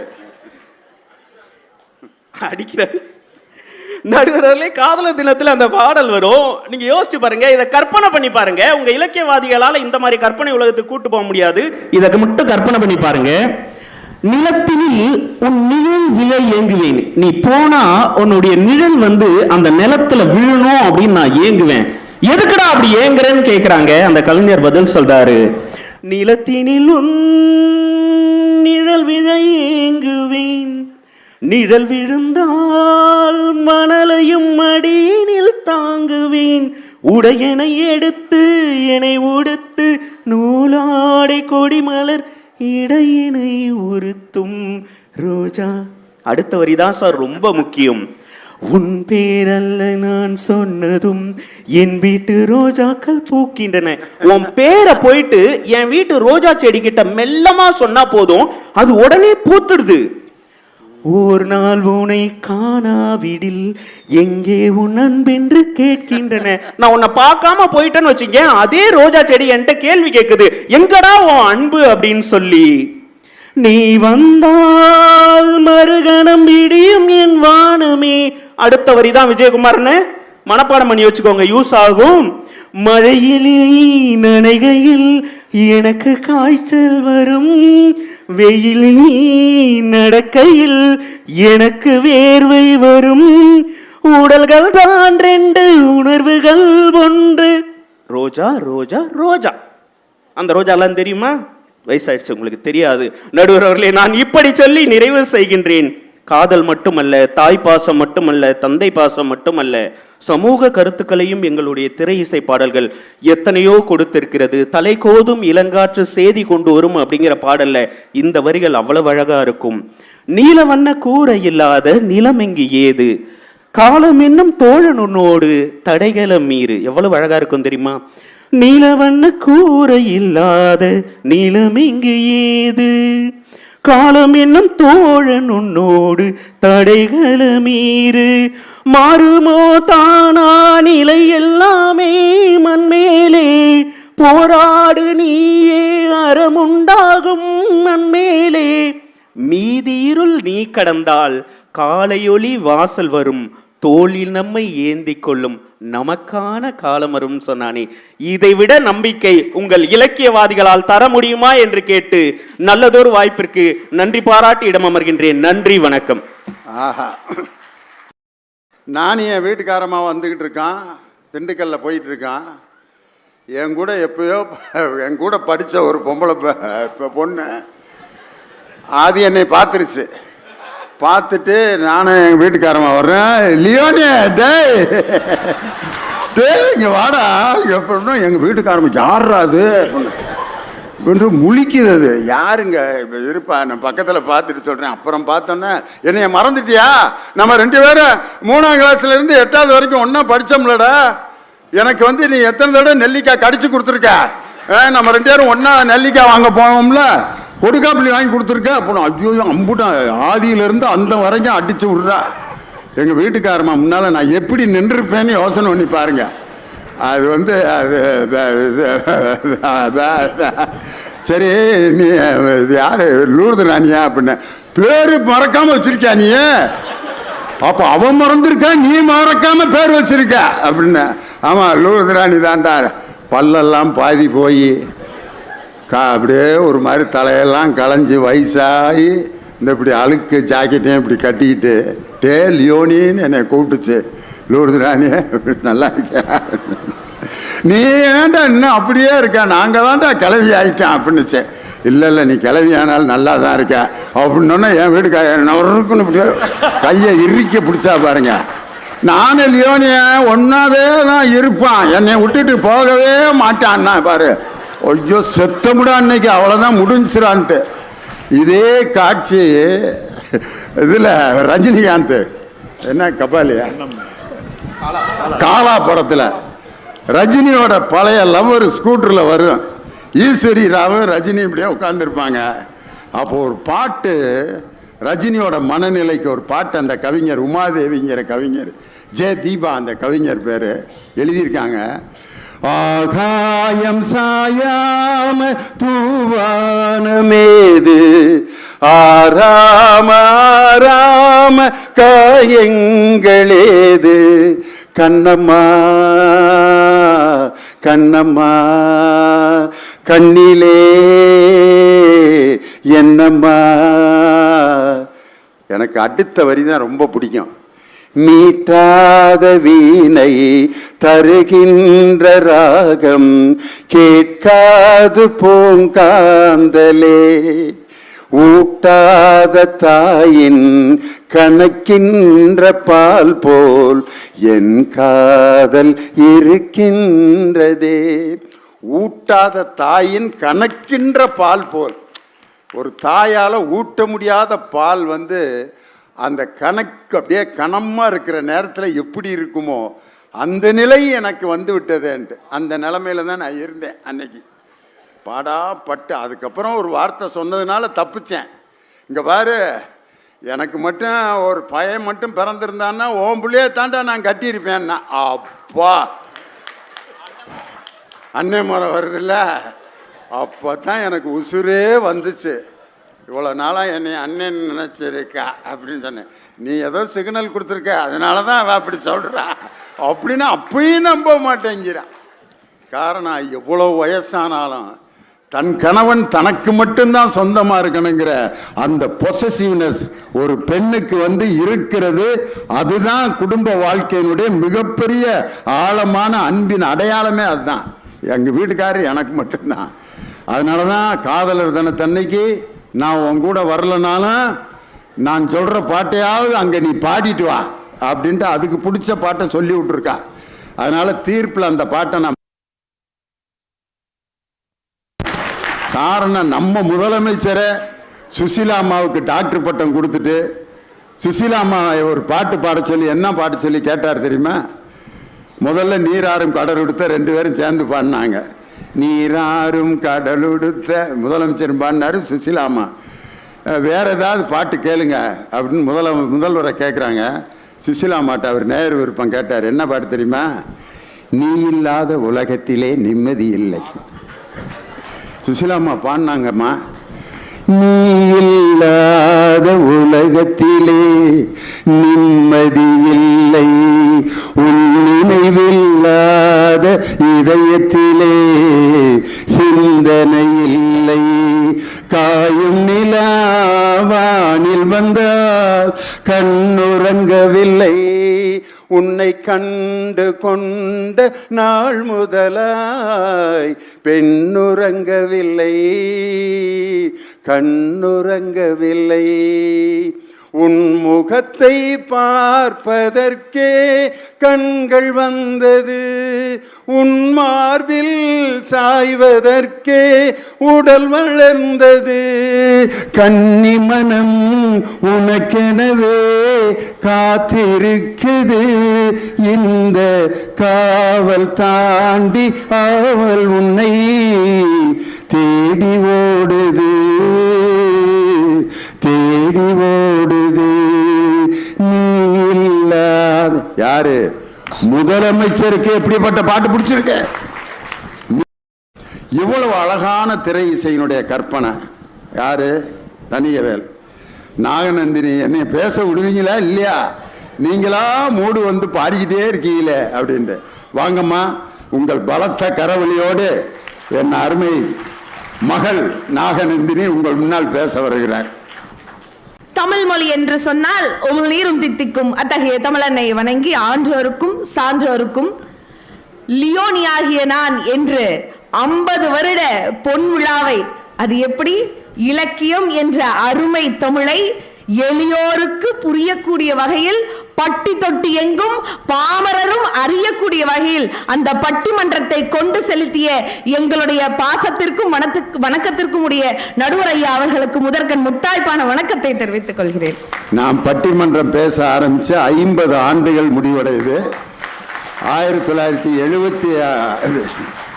1976ஆம் ஆண்டு கல்லூரியில் முதலாம் ஆண்டு படிக்கும் பொழுது பேராசிரியர் வைத்தியலிங்கம் அவர்களுடைய தலைமையில் பட்டிமன்றம் பேச ஆரம்பித்து 50 ஆண்டுகள் இந்த ஆண்டோட முடிவடையுது. அந்த 50 ஆண்டுகள் முடிவடைந்து நான் முதலில் பேசுகின்ற பட்டிமன்றம் இந்த திருவள்ளூருடைய புத்தக திருவிழாவில் தான். அது உண்மையிலே எனக்கு ஒரு மிகப்பெரிய மகிழ்ச்சி. கலைவாணர் அரங்கத்தில் அதற்கான ஒரு எளிய விழா ஒன்று நடந்தது. அதுக்கு நம்ம மாண்புமிகு துணை முதலமைச்சர் அவர்களும் திரைப்பட நட்சத்திரங்கள், எனக்கு நடுவர்களாக இருந்த ஐயா சுகி சிவம், ஞான சம்பந்தம் எல்லாரும் என்னை வாழ்த்தினார்கள். அது உண்மையிலே ஒரு பெரிய மகிழ்ச்சிகரமான ஒரு நாளாக எனக்கு அமைந்தது. அந்த நாளை நினைவூட்டியதுக்கு நாகநந்தினிக்கு நன்றி. விவசாயம், ஆறு, ஏரி, பால் பண்ணை, அணுமின் நிலையம், ஃபேக்ட்ரி, ஆம்பத்தூர் சிட்கோட் அப்படின்னு சொன்னால் சவுத் இந்தியாவிலேயே ஏஷியாலேயே பெரிய, அதாவது சவுத் ஏஷியாலேயே பெரிய ஒரு தொழில்பேட்டைன்னு சொல்லக்கூடிய அளவுக்கு எழுத்தறிவில் 84% வச்சுருக்காங்க. பொன்னி அரிசினாலும் இவங்க ஊர் தான் ஃபேமஸ்ஸு, சூரிய கெடிகாரனாலும் நம்ம திருவள்ளூர் மாவட்ட மக்கள் தான் ஃபேமஸ்ஸு. இதெல்லாம் எனக்கு பெரிய விஷயமா தெரியலிங்க. ஆனால் மொழிக்காக மாநிலங்களை பிரிக்க போகிறாங்கன்னு தெரிஞ்ச போது, திருத்தணியை ஆந்திரா கொண்டு போகும்னு நினச்ச போது, அதெல்லாம் இல்லை, திருத்தணி முருகர் தமிழ் கடவுள், எங்களுடைய கடவுள்னு மீட்டு கொண்டு வச்சிருக்கிற மக்கள் முன்னாடி இலக்கியெல்லாம் இல்ல, திரை இசைன்னு பேச 2 பேர் பார்த்தா சிரிப்பா வருது. திருத்தணி சாதாரண இடம் இல்ல, முருகன் லவ் பண்ண இடம், வள்ளியை மனமுடித்த இடம். எது? திருத்தணி. அது பாருங்க எப்படி அமைது பாருங்க. காதலர் தினத்தை அன்னைக்கு முருகன் லவ் பண்ண அந்த வள்ளியை திருமணம் முடித்த திருத்தணி கூட திருவள்ளூர் மாவட்டத்தில் தான் இருக்கு. அந்த அளவுக்கு இருக்குங்க ஐயா. இதுல தனியா நான் பேசினாரு வாருங்க, கோயம்புத்தூர்லேருந்து நான் வந்துட்டு சும்மாவே உட்காந்துட்டு இருக்கேன்னு நினச்சிட்டேன். அதாவது எங்கள் ஊர்ல எல்லாருக்கா தோசை தான் திரி போடுவாங்க. எங்கள் அண்ணன் அப்படியே அந்த தோசைக்கல்லையே திரி போட்டு போய் உட்காந்துருக்கிறாரு. அப்படி பாடின பாட்டெல்லாம் என்ன பாட்டுங்க? ஃபர்ஸ்ட் படம் அந்த காதல் என்ற படம். பாட்டெல்லாம் நல்லா தான் இருந்துச்சு. அந்த படத்தை பார்த்தீங்களா? கடைசியில் கிளைமேக்ஸு பிரபுதேவா ஒரு போலீஸ்கார அம்மாட்ட மாட்டிட்டு வாருங்க அடி. அதுக்கு அந்த பாட்டுக்காக தான். அதுக்கப்புறம் மன்மதன் படத்துல காதல் வளர்த்தேன், அது ஒரு சைக்கோ படம். கடைசியில் அந்த பையன் இருப்பானா இல்லையானே தெரியாது. அது ஒரு சைக்கோ தானங்க. அதனாலதான் காதலை பத்தி ஒரு கவிஞர் எழுதினாரு, இஷ்டப்பட்ட இருவர் சேர்ந்து கஷ்டப்படுவதற்கு பெயர் தான் காதல். எப்படி? கரெக்டு தாங்க. அடுத்த பாட்டு ரோஜா ரோஜான்னு அந்த ஹீரோ கடைசி வரைக்கும் ரோசா பூவோட ரயில்வே ஸ்டேஷன்ல நின்றுட்டே இருப்பா. அப்படி இதுல எங்க மகிழ்ச்சி இருக்கு, எங்க வழிகாட்டுதல் இருக்கு எனக்கு புரியல. அதாவது நம்ம எல்லாத்துக்கும் ஒரு விஷயம் சொல்றேன் பாருங்க. February 14 அப்படின்னு சொன்னா காதலர் தினம் மட்டும்தான் ஞாபகம் வருது. ஆனா இன்னைக்கு தான் தன்னுடைய நாட்டை காப்பதற்காக எல்லையில நின்று 2019 புல்வாமா தாக்குதல் மூலமாக 40 வீரர்களை இழந்து நின்னோமே, அந்த நினைவு நாள் இன்று. அந்த தாய்மார்களுக்கு, அதாவது அந்த மகன்களை இழந்த தாய்மார்களுக்கெல்லாம் இன்னைக்கு உறுதுணையா இருக்கிறது எது தெரியுமாயா? ஈன்ற பொழுதிலும் பெரிதுவக்கும் தன் மகனை சான்றோன் என கேட்ட தாய்ங்கிற இலக்கணம் மட்டும்தான் துணை நிற்கும்னு சொன்னா, இதையெல்லாம் எப்படி எனக்கு புரியல. அதுல உங்களோட பாட்டு சிறப்பா, உங்களுடைய பாட்டுல அப்படியே கவி சக்கரவர்த்தியா விளங்குனார்ல. அவர் ஒரு விஷயம் சொல்லியிருக்காரு, நான் சொல்லட்டுமா? 10,000 கவிதைகளை முத்தாக அள்ளித்தந்த சத்தான கம்பனுக்கு ஈடு இனம் இல்லை என்று பாடு. சீதையின் நடையழகும் ஸ்ரீராமன் தோள் அழகும் போதை நிறைந்தது என்று சொல்லி என்னை தூக்கி போட்டான் மதுக்கூடத்தில் அள்ளி. காலமெனும் ஆளியிலும் காற்றுமலை தூளியிலும் சாகாது கம்பன் அவன் பாட்டு, அவன் தலைமுறைக்கு எழுதி வச்ச சீட்டு. உண்மைங்க, தலைமுறைக்கும் சொல்லியிருக்காங்க. நம்ம நினைக்கிறோம்ல ராமாயணம் ஒரு பக்தி காவியம்னு. இல்லைங்க, ராமர் தான் அங்க கதாநாயகர், இல்லைன்னு சொல்லவே இல்லை. ஆனா அந்த கதாபாத்திரத்துக்கு உயிர் ஊட்டினது தமிழனுடைய துணை கொண்டு எங்களுடைய பாட்டன் கம்பர் என்று சொன்னால் அதற்கு ஈடு இணையே இல்லை. அதுக்கு ஒரு உதாரணம் சொல்லட்டுமா? அதாவது ராமாயணத்தை ஹிந்தியில துளசிதாசர் எழுதியிருக்கார், கன்னடத்தில் எழுதியிருக்காங்க, வால்மீகி எழுதியிருக்காரு. ஆனா ராமாயணம் பிரச்சனை என்ன பிரச்சனை? இனியும் நான் வந்து புதிய டிக்ஷனரி எல்லாம் சொல்லுவார், நீங்க அவர்கிட்ட கேட்டுக்கோங்க. ஆனா உண்மைக்குமே பிரச்சனை என்னன்னா ராஜாங்கம் இருக்கா இல்லையா, அதான் ஐயா பிரச்சனை. அதுல ஃபைனலா ஒரு விஷயம், இது வேற எந்த இதுலயும் கோட் பண்ணியிருக்க மாட்டாங்க, ஆனா கம்பர் ரொம்ப அழகா சொல்லியிருப்பார். அதாவது கைகை அப்படி கூப்பிடுறா ராமனை, இங்க வாங்க அப்படின்னு. வா அப்படின்னு தான் கூப்பிடணும், மகன் தானே. அப்ப கூப்பிட்டோன்னே ராமன் அப்படி போய் நிக்கிறார். நின்னோடனே ராஜாங்கம் இல்லை. அது எப்படி சொல்றாங்க பாருங்க. தாளிரு சடை தாங்கி தாகொரு தவம் மேற்கொண்டு புண்ணிய தீர்த்தமாடி வெண் காணும் நல்கி 7 ஆண்டினோடு வா என்று இயம்பினன் அரசன். யார் சொன்னான்னு சொல்றாங்க? அரசன் சொன்னான்னு. அப்பா சொன்னாருன்னு சொல்லல, கோர்ட்டு ஜட்ஜ்மெண்டே வந்துருச்சுன்ற மாதிரி தாய் சொல்றா. சொன்னோன்னே சரிங்க ராமர் நல்லவர் தான் அப்படிதானே நம்ம எல்லாத்துக்கும் தெரியும். சாதாரணமா எடுத்துப்பாரு, இயல்பா போயிடுவாரு, அப்படியெல்லாம் நினைச்சிருக்கலாம். அங்கதான் அங்க தமிழினுடைய பெருமை இருக்கு, அந்த இலக்கியத்தினுடைய நயம் இருக்கு, அந்த சுவை இருக்கு. அதாவது சிலையை வடிச்சிருந்தா கூட அப்படி வடிச்சிருக்க முடியாது. ராமனுடைய முகம் எப்படி இருந்துச்சுன்னு சொன்னாங்க தெரியுமா? அன்றளர்ந்த செந்தாமரை அதனை வென்றதம்மா, அப்படி இருந்துச்சு. அதை கேட்டோன்னே ராமன் ஒண்ணுமே சொல்லியான். அப்படியே செந்தாமரை பூ மலர்ந்தா எவ்வளவு அழகா இருக்கும், அதை விட அழகாகி அவன் சரின்னு சொல்லி அவன் சொன்ன வார்த்தை ரிப்ளை என்ன தெரியுங்களா? ராமன், மன்னவன் பணி அன்றே ஆயின் உன் பணி மறப்பேனா? அவங்க அம்மாட்ட சொல்றான், இதுதாங்க வழிகாட்டி, இதுதாங்க மன்னவன் சொல்லினா என்னம்மா, நீ சொன்னா கேட்காமையா போயிடுவேன் நானு. என் பின்னவன் பெற்ற செல்வம் அடியேனும் பெற்றேன் அன்றோ. இது இல்லைங்க உங்க குழந்தைங்களுக்கு நீங்க சொல்லி கொடுக்கணும், அப்பதான் பின்னாடி சொத்து பிரச்சனை வராது. ராஜாங்கத்தையே தூக்கி தன்னுடைய அம்மா, அதாவது மூணாவதா தாயின்னு வருவாங்க கைகை, அவங்களோட பையனுக்கு கொடுப்பேன்னு சொன்ன போதும் கூட ராமன் அதை சந்தோஷமா ஏத்துக்கிட்டு எப்படி சொல்றான்? என் பின்னவன் பெற்ற செல்வம் தான், இருந்தாலும் என் தம்பி தானே, அதை நான் பெற்ற செல்வமா ஏத்துக்கிறேமான்னு கம்பர் சொன்ன அந்த விஷயம், இந்த இலக்கணம் தான் வழிகாட்டியாக இருக்குங்கிறது தான் எங்களுடைய வாதமா இருக்கு. என்ன எனக்கு அப்புறம் இன்னொரு விஷயம், அப்படியே தனியே நான் பேசும்போது அப்படியே அளந்து அப்படியே விடுறாரு. ஏன்னா இதுவும் காதல் தான். ஒரு தாயின் மீது பரிசுத்தமான அன்பு இருந்தா அதைய கூடி காதலர் தினத்துல கொண்டாட முடியும்ன்றதுக்கு இந்த விஷயம் உதாரணமா வச்சுக்கோங்க. சரி, இன்னைக்கு எல்லாரும் ஒரு குட்டி ஸ்டோரி சொல்றாங்க, நான் ஒரு ஸ்டோரி சொல்லட்டுமா? காளிதாசன் எல்லாத்துக்கும் தெரிஞ்சிருக்கும், எங்கேயோ கேள்விப்பட்ட மாதிரி இருக்குதுமா, அப்படிதானே? பரவாயில்ல, தட்டி எழுப்புங்க. காளிதாசன் அப்படிங்கிறவர் ஒரு பெரிய ஒரு மகா கவியரசர், கவிஞர். அவர் என்ன பண்றாரு, ஒரு ஊருக்குள்ள போறார். அப்படி அந்த ஊருக்குள்ள போகும்போது திடீர்னு அவருக்கு ஒரு தண்ணி தாக அடிக்குது. அங்க பார்த்தா ஓரத்துல ஒரு கிணத்துல ஒரு அம்மா தண்ணி இறைச்சிட்டு இருக்காங்க. தண்ணி இறைச்சிட்டு இருக்கும்போது இவருக்கு தண்ணி தாக அடிக்குது. அந்த அம்மாட்ட போய் கொஞ்சம் தண்ணி கொடுங்கன்னு கேட்கறாங்க. அந்த அம்மா கேட்கறாங்க, உங்களை இது வரைக்கும் இந்த இடத்துல பார்த்ததே இல்லையே, நீங்க யாரு அப்படின்னு கேட்டோன்னே அவர் பெரிய கவிஞர் தான், புலவர் தான், மகாகவி தான், இதெல்லாம் சொன்னா அந்த அம்மாவுக்கு புரிவா போகுது. அந்த அம்மா ஒரு கிராமத்தில் இருக்கிற அம்மா, இதையெல்லாம் போய் எதுக்கு சொல்லணும், நான் ஒரு வழிபோக்கமா, தண்ணி கொடு அப்படின்னு சொல்லி கேட்டோன்னா அந்த அம்மா சொல்லிச்சு, வழிபோக்கனா இந்த உலகத்திலேயே 2 பேர் தான்ப்பா வழிபோக்கன், ஒன்று சூரியன், இன்னொன்னு சந்திரன். ஏன்னா இவங்க 2 பேர் தான் வந்த வழி தவறாம டெய்லி வந்துட்டு போயிட்டு இருக்காங்க. ஆக நீ வழிபோக்கனா இல்ல, வாய்ப்பு இல்லை அப்படின்னு சொல்லிடுச்சு. இவருக்கு ஒரு நிமிஷம் அதிர்ந்து போச்சு. சரி அப்படின்னா என்னை விருந்தாளின்னு நினைச்சுக்குவேன் அப்படின்னு சொல்றாங்க. விருந்தாளியா? தமிழ் இலக்கியப்படி விருந்தாளி அப்படின்னு சொன்னா நல்லா நோட் பண்ணிக்கோங்க, சொல்லாம வரணுமா, சொல்லிட்டு வந்தாலே நம்மளாம் வீட்டு விட்டு ஓடி போயிடுவோம்.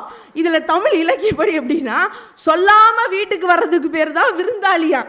அப்படி நினைச்சிட்டு தண்ணி கொடுன்னு கேட்கும்போது அந்த அம்மா சொல்லுது, சொல்லாம வீட்டுக்கு வர்றவங்க தான் விருந்தாளி. அப்படின்னு பார்த்தாலும் இந்த உலகத்துல 2 பேர் தான் அப்படி வருவாங்க, ஒன்று மரணம், இன்னொன்று நோய். இதை பார்த்தா இந்த 2 மாதிரி உன்னை பார்த்தா தெரியல, கொஞ்சம் ஏதாவது பேசாம நீ யாருன்னு தெளிவா சொல்ல அப்படின்னோடனே, சரி இன்னும் இவர் கொஞ்சம் டெஸ்ட் பண்ணலான்னு யோசிச்சுட்டு காளிதாசன் அடுத்தது சொல்றாரு, என்னைய வந்து ஒரு பிடிவாதக்காரன் நினைச்சுக்குவேன், இப்ப தண்ணி கூட தண்ணி தாகம் அடிக்குது அப்படின்னோடனே, பிடிவாதக்காரனா? இந்த உலகத்துல அந்த அம்மா அந்த ரெண்டு விடுற மாதிரி இல்லை, 2 பேர் தான் பிடிவாதம் ஜாஸ்தியா இருக்கும். ஒன்று நகம், இன்னொன்று தலைமுடி.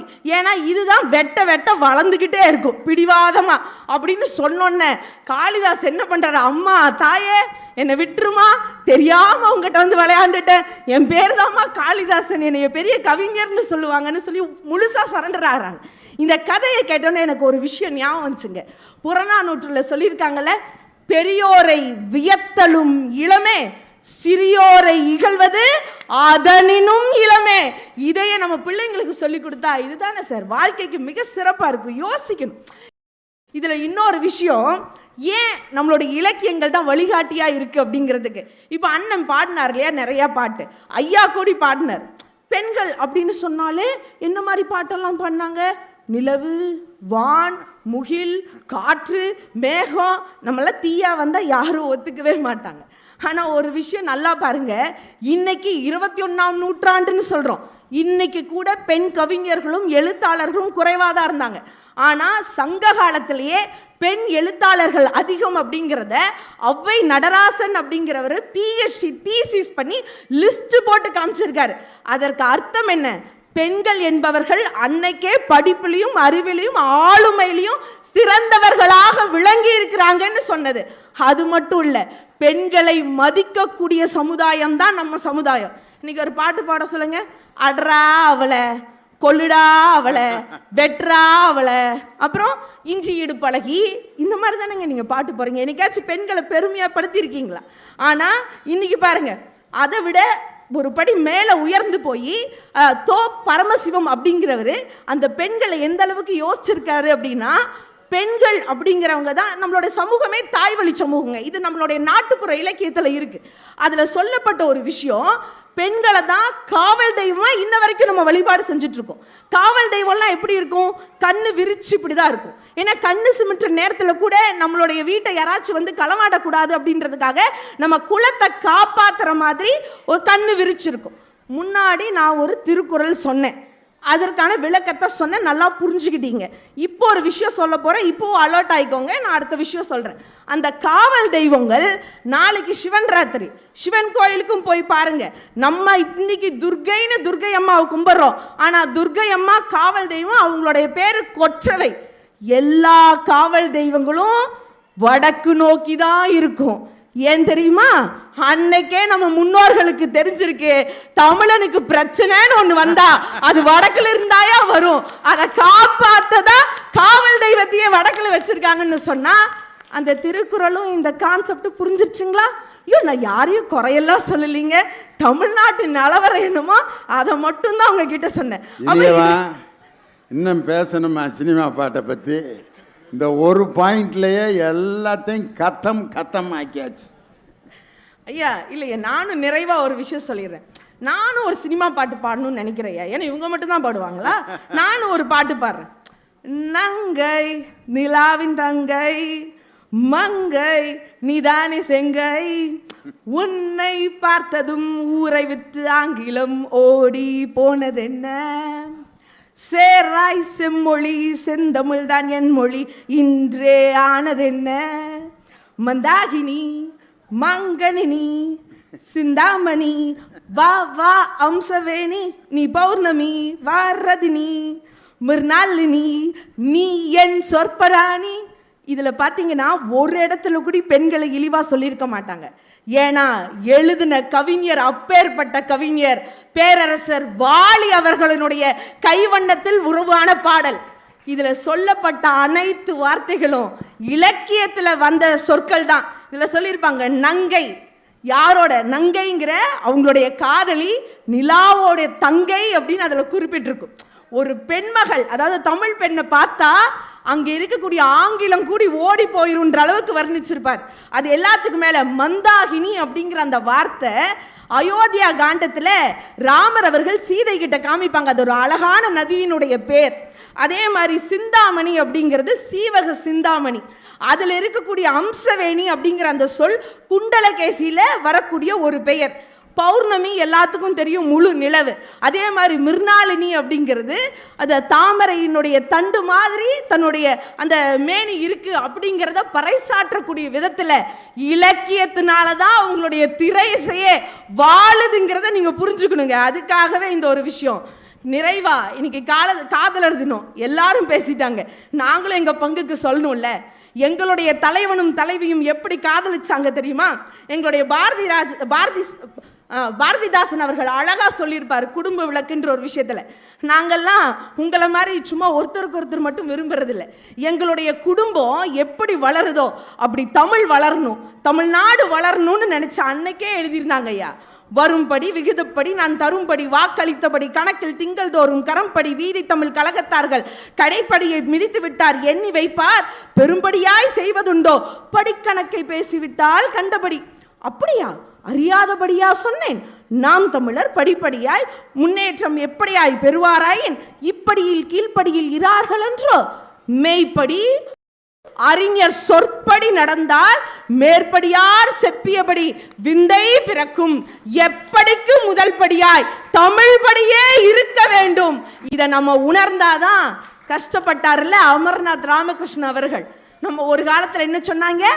ஒரு தமிழ்நாட்டினுடைய அதாவது இந்தியாவினுடைய வரலாறு எங்கிருந்து தொடங்கன்னா வடக்க சிந்து நதிக்கரை அப்படின்னு எல்லாம் சொன்னத அதெல்லாம் ஒன்றும் இல்லையா. இனிமேல் இந்தியாவினுடைய வரலாறு மட்டும் இல்லை, இந்த உலகத்துக்கே இரும்ப உற்பத்தி பண்ணதும் இதே மண் தான். இனி வரலாறு சொல்லணும்னா கூட தெற்கே தாமிரபரணி நதிக்கரையிலிருந்து தான் தொடங்கணுங்கிறத இன்னைக்கு காமிச்சிருக்கோம். அப்படின்னு சொன்னா வடக்கு வாழணும் தெற்கு தேயணுங்கிறது அந்த காலம் சார். இலக்கியத்தோடு இணைச்சு பாருங்க, வடக்க வாழ வைக்கிறதே இன்னைக்கு தெற்கு தாங்கிறது தெளிவா தெரியும் என்று சொல்லி இன்னைக்கும் என்னைக்குமே ஒரு மனிதர்களுக்கு வழிகாட்டியாகவும் அது நிறைந்த மகிழ்வை தரக்கூடிய ஒரு விஷயமாகவும் இருப்பது நம்மளுடைய முன்னோர்கள் நமக்கு கொடுத்த இலக்கியமே இலக்கியமே இலக்கியமே என்பதை ஆணித்தரமாக கூறி வாய்ப்பளித்த அனைத்து நல்ல நெஞ்சங்களுக்கும் நன்றி பாராட்டி இடம் அமர்கிறேன். வாழ்க வளமுடன். இலக்கியத்தை எப்படி படிச்சுட்டு வந்திருக்காங்க பாருங்க, ஹோம்ஒர்க் பிரமாதம். உண்மையிலேயே வாழ்க்கையில் எல்லாமே நடக்கும். ஒரு பையன்கிட்ட கேட்டேன், திருமணத்துக்கும் மரணத்துக்கும் என்னடா வித்தியாசம், என்னடா ஒற்றுமைன்னு. சார் ஒற்றுமையை முதல்ல சொல்கிறேன் சார். திருமணத்துக்கும் பந்தல் போடுவாங்க சார், மரணத்துக்கும் பந்தல் போடுவாங்க சார். திருமணத்துக்கும் சாப்பாடு போடுவாங்க சார், மரணத்துலேயும் சாப்பாடு போடுவாங்க சார். திருமணத்துக்கும் சொந்தக்காரங்களுக்கெல்லாம் சொல்லி விடுவாங்க சார், மரணத்துக்கும் சொந்தக்காரங்களுக்கெல்லாம் சொல்லி விடுவாங்க சார். வேறு என்னடா சார்? ஒற்றுமையை சொல்லிட்டேன், வேற்றுமை சொல்லிட்டா சார்? சொல்கிறா. திருமணத்தில் சந்தோஷமாக இருப்பாங்க சார், மரணத்தில் வேதனைப்படுவாங்க சார். ஓகேடா, ரொம்ப டாப்புடா. ஒரே ஒரு வேறுபாடை மட்டும் விட்டேன் சார். சொல்கிறா சார், முதல் இரவில் பூவை மேலே போட்டு நம்ம மேலே படுத்திருப்போம் சார். கடைசி இரவில் நம்மளை படுக்க போட்டு பூவை மேலே போட்டிருப்பாங்க சார். ஐயா எப்பட்றா அப்படின்னு எப்படி சிந்திச்சிருக்கான் பாருங்க. பூ கீழே மனிதன் மேலே, அதுதான் முதல் இரவு. மனிதன் கீழே பூ மேலே, அதுதான் கடைசி இரவு. இதை இலக்கியத்தில் அன்னைக்கே சொன்னான் பாருங்க. ஓர் இல் நெய்தல் கரங்க, ஓர் இல் முழவின் பனி ததும்ப. ஒரு வீட்டில் கல்யாணம், இன்னொரு வீட்டில் டெத்து, பக்கத்து வீடு. எப்படி இருக்கான் அவன்? வந்து மாங்கல்யம் தந்து நானே நம ஜீவன கேசுனாங்கிறப்ப ஐயோ போயிட்டு ஐயா அப்படிங்கும்போது அந்த தாலி கட்டுறவனுக்கு எப்படி இருக்கும்? என்னடா அது? இது அப்படியே ஒரு படமாக எடுத்தாங்க பாருங்க. தலைவர் தம்பி தலைமையில், பக்கத்து வீட்டில் இளவு தம்பிராமையா தான் டெத்து, இந்த பக்கம் இளவரசு அவர் வீட்டில் கல்யாணம். என்ன அக்கிரமம் ஆயிரும் பாருங்க. இந்த ஒரு இலக்கிய வரியை வைத்து ஒரு சினிமாவே எடுத்தான் பாருங்க. ஓர் இல் நெய்தல் கரங்க, ஓர் இல் முழவின் பனி ததும்ப. இன்னாதம்ம உலகம். உலகம் என்றாலே துன்பம் நிறைந்தது தான். ஆனால் இன்பம் காண்பர் அதன் இயல்பு உணர்ந்தோரே அப்படின்னு நாம் பாருங்க. அதாவது நல்லது, துன்பமும் இன்பமும் வாழ்க்கையில் இரண்டு கண்கள் மாதிரி பிரிக்க முடியாது. இதற்கு நடுவில் ஒரு மனிதன் மகிழ்ச்சியாக இருக்கிறான்னா இந்த உலகத்தின் இயல்பை உணர்ந்தவனால் தான் மகிழ்ச்சியாக இருக்க முடியும் சொன்ன தமிழ் இலக்கிய மாதிரி உலகத்தில் வேற யார் சொல்லியிருக்கா கேட்டார். பதில் சொல்லணும். வாங்க, கவிஞர் இனியவன் திரை இசையே அப்படிங்கிற அணியை நிறைவு செய்ய வருகிறார். உங்கள் பலத்த கரவொலியோடு கவிஞர் இனியவன். இந்த மாபெரும் புத்தக திருவிழாவை முன்னிட்டு நடைபெறுகின்ற பட்டிமன்றத்திற்கு நடுவர் பொறுப்பினை ஏற்றிருக்கின்ற இத்தனை நாட்களாக ஒரு 3 பேரம்பேத்தி எடுத்த வயதான தாத்தா என்று நான் நினைத்து கொண்டிருந்தேன். இன்றைக்கு என்னவோ ஆச்சு தெரில, ஒரு 45 வயசு குறைஞ்சி வந்த உடனே ஒரே லவ் மூடில் பாட்டு பாடுகின்ற காதல் இளவரசன், காதல் மன்னன், காதல் கதாநாயகன், காதலுக்கு மரியாதை கொடுக்கின்ற எங்கள் நடுவர் அவர்களே, பேச்சாளர் பெருமக்களே, தமிழ் குரு நல்லுலகே, என்னை வாழ வைத்து கொண்டிருக்கின்ற திருவள்ளூர் மாவட்டத்தினுடைய ரசிகர் பெருமக்களே, உங்கள் அத்தனை பேருக்கும் என்னுடைய வணக்கத்தை தெரிவித்துக் கொள்கின்றேன். இனியவனுக்கு என்ன ஒரு சிறப்புன்னா, காதலர் தினத்து அன்னைக்கு பொண்ணு கட்டின ஊரில் பேசுகிறாரு பாருங்க. இங்கே தான் பொண்ணு எடுத்திருக்காரு. உனக்கெல்லாம் கொடுத்து வச்சிருக்கணுமியா. வீட்டுக்காரமோட வரலையே. நடுவர் அவர்களே, எதிரணியை சார்ந்த நம்ம வைரமுத்து, வாழும் வைரமுத்து அவர். இந்த ஆளுகிட்ட இங்கேயா கட்டிச்சு ஜிப்பான்னு கேட்டேன். ஒரு ஜிப்பா வாங்கினா 3 ஜிப்பா ஃப்ரீன்னா. சரியா 3 ஜிப்பா வாங்கினே 3 கலராக இல்லை, ஒரே கலராக வாங்கியிருக்கார். அவ்வளோ பெரிய கவிஞர் அவர். அவர் சொன்னார், காதலித்து பார், தபால்காரன் தெய்வம் ஆவான். ஆமாம், அவங்க அப்பன் கொலகாரன் ஆவான். காதலித்து பார், வயிற்றுக்கும் தொண்டைக்கும் ஒரு உருவமில்லாத உருண்டை வரும். ஆமாம், காதல் தோல்வி ஆகும், சரக்கடிப்பை வாந்தி வரும், அப்போ வயிறு கலக்கும். காதலித்து பார், எது சொர்க்கம் எது நரகம், 2இல் 1 நிச்சயம். நீ கட்டிப்பார், நரகம் ஒன்றே நிச்சயம். இது என்ன பெரிய விஷயம்? இலக்கியங்கள் தமிழனுக்கு ஒரு பெரிய ஒரு அடையாளம் என்ன தெரியுங்களா? தன்னைத்தானே பரிசோதிச்சுக்குவான். உலகத்தில் நீங்கள் எந்த இலக்கியத்தை போய் கேள்வி கேட்க முடியாது. நீங்கள் போய் கிரேக்க நாட்டில் போய் கிரேக்க இலக்கியத்தை விமர்சனம் செய்ய முடியாது. தமிழ் மொழி இன்றைக்கும் வாழுகிறது என்று சொன்னால் தமிழ் மொழியை தமிழர்களே விமர்சனம் செய்கிறார்கள். அதுதான் நமக்கு பெரிய பெருமை. நாம் என்னைக்காவது உடனே எடுத்த உடனே தமிழ் தான் உலகத்தில் சிறந்த மொழி சொல்லியிருக்கோமா? இல்லை, சொல்லவும் கூடாது. ஏனென்று சொன்னால் இப்போ எங்கள் அம்மா நல்லவங்க. இப்போ லீவு என்ன கேட்டால் அவங்க அம்மா அவருக்கு நல்லவர். தனிக்க வேலை கேட்குற உங்கள் அம்மா எப்படிப்பா? எங்கள் அம்மா இல்லை, எங்கள் அம்மா தான் நல்லவங்க, மற்றவங்க எல்லா அம்மாவும் கெட்டவங்க சொல்லக்கூடாது. தமிழன் ஒரு காலம் சொல்வதில்லை. எங்களுடைய இலக்கியங்களை நாங்கள் திரும்ப திரும்ப கேள்வி கேட்டுக்கொண்டே இருக்கிறோம். இப்போ 2 பேர் பேசுனாங்க, நீங்கள் கவனிச்சிங்க இல்லையா? ஒரு செய்யுளை சொல்லும் பொழுதும் 1.5 மணி நேரம் பேசுகிறாங்க. கோனார் உரை இருக்கிற எல்லா கைடும் போட்டு கடைசியில் நமக்கு புரியாத மாதிரி ஒன்று பண்ணிட்டு போயிடுறாங்க. நான் என்ன சொல்கிறேன், நீங்கள் சொன்ன எல்லா இலக்கியத்தையும் நாங்கள் எளிமையாக்கி கொடுத்தோம். அதான் திரை இசை. இப்போது ஒரு நன்றி விசுவாசம் தமிழுக்கு வேணும் இல்லையா? இந்த 2 பேருக்கு இல்லை பார்த்தீங்களா சார்? வந்த உடனே வேளாண் துறையை சார்ந்த அதிகாரி ஒருவர் வந்து குரலோவியம் கொடுத்தார் இல்லையா? ஏன் அவர் வந்து கொடுக்கணும்? அவருக்கு திரை இசைக்கு சம்பந்தம் இருக்குது தெரியுமா?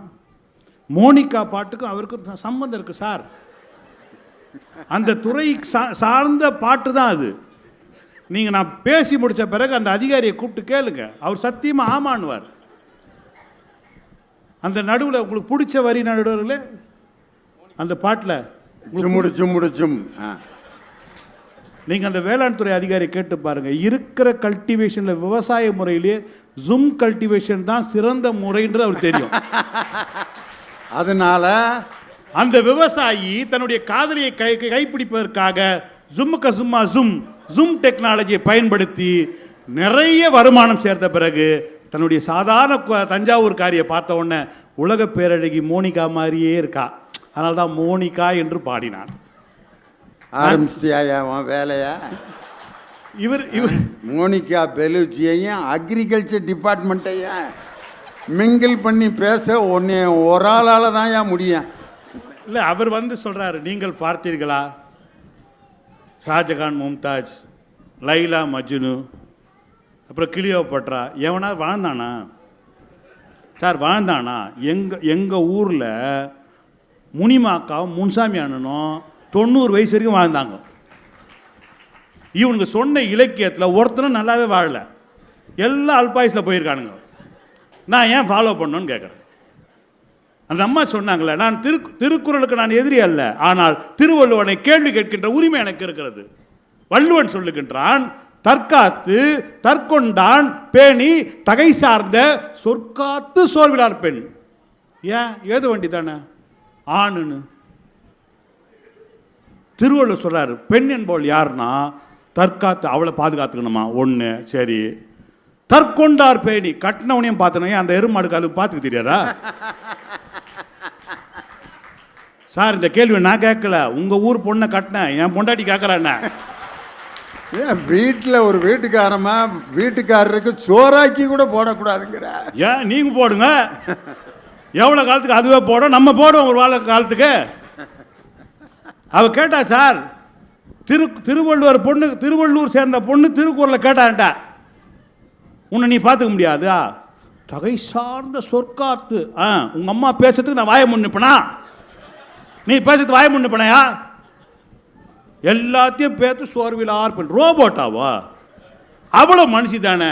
நீ ஆஃபீஸுக்கு போயிட்டு வந்த உடனே டயர்டாக இருக்க, அவளும் ஆஃபீஸ் தானே போயிட்டு வரா சார். நான் பகிரங்கமாக ஒரு கேள்வி கேட்கின்றேன். நாமெல்லாம் சர்ச்சுக்கு போயிருப்பீங்க கொஞ்சம் பேர். சர்ச்சில் பார்த்தீங்கன்னா இயேசுநாதர் சிலுவையில் அரைஞ்சிருப்பாங்க. இயேசுநாதர் உடம்புல இருந்து ரத்தமாக ஊற்றும். நான் பகிரங்கமாக சொல்லுகின்றேன், இயேசுநாதர் இந்த உலகத்துக்கு சிந்திய ரத்தத்தை விட என் தாய் என்னை பெற்றெடுப்பதற்காக சிந்திய ரத்தம் அதிகம். அப்போ அவ சோர்வடைய மாட்டாளா? அப்புறம் நீங்கள் இன்னொரு திருக்குறள் சொல்றீங்க, தெய்வம் தொழாள் கடவுளை கும்பிடாத பெண். அப்புறம் கொழுநன் தொழுதெழுவாள், புருஷனை எழுந்தோடனே காலை தொட்டு கும்பிடுவாளாம். இதெல்லாம் நம்பினேன் நான் ஒரு காலத்தில் நடக்கும்னு. காலையில் எழுந்த உடனே இந்த தலையில் குளிச்சுட்டு அந்த கொண்டை போட்டுக்கிட்டு வந்துட்டு இந்த பெட்ஷீட் அப்படியே தூக்கிட்டு காலை தொட்டு அப்படி கும்பிட்டு அந்த தாலியெல்லாம் பார்த்து சினிமாவில் மட்டும்தான் பார்க்கலாம். நடுவரில் இந்த இலக்கியவாதிகள் பண்ண கூத்து இதெல்லாம் நான் நம்பினேன் சார். காலையில் எழுப்புறா, கையில் தட்டினா கூட பரவாயில்ல சார், ஏந்திரியா. பால் வாங்கின்னு பால் பாக்கெட் வாங்கின்னு மாவு வாங்கின்னு வாண்டா, வாங்கிட்டு வரேன். ஏன்டா எனக்கு தெரியும் திருவள்ளூர் பசங்க பொம்பளை பிள்ளைங்க சாதாரணமான பசங்க கிடையாது சார். ஒரு அறை விட்டா ஒரு வாரம் காது கேட்காது. ரொம்ப தைரியம். உண்மையிலே வாழ்றடா நீ. வாழ்க்கையினுடைய அர்த்தத்தை முழுசா புரிஞ்சவன் நீ ஒரு ஆள் தான். இதான் திண்டுக்கல் குசும் பண்றது. நான் வைத்தியத்தில் சொல்லுங்கிறேன், வாழ்றேன்னா. நீ என்ன வள்ளுவர் என்ன சொல்லியிருக்கணும்? தெய்வம் தொழால் கொழுநன் தொழுதெழுவாள் பெய்யன பெய்யும் மழை.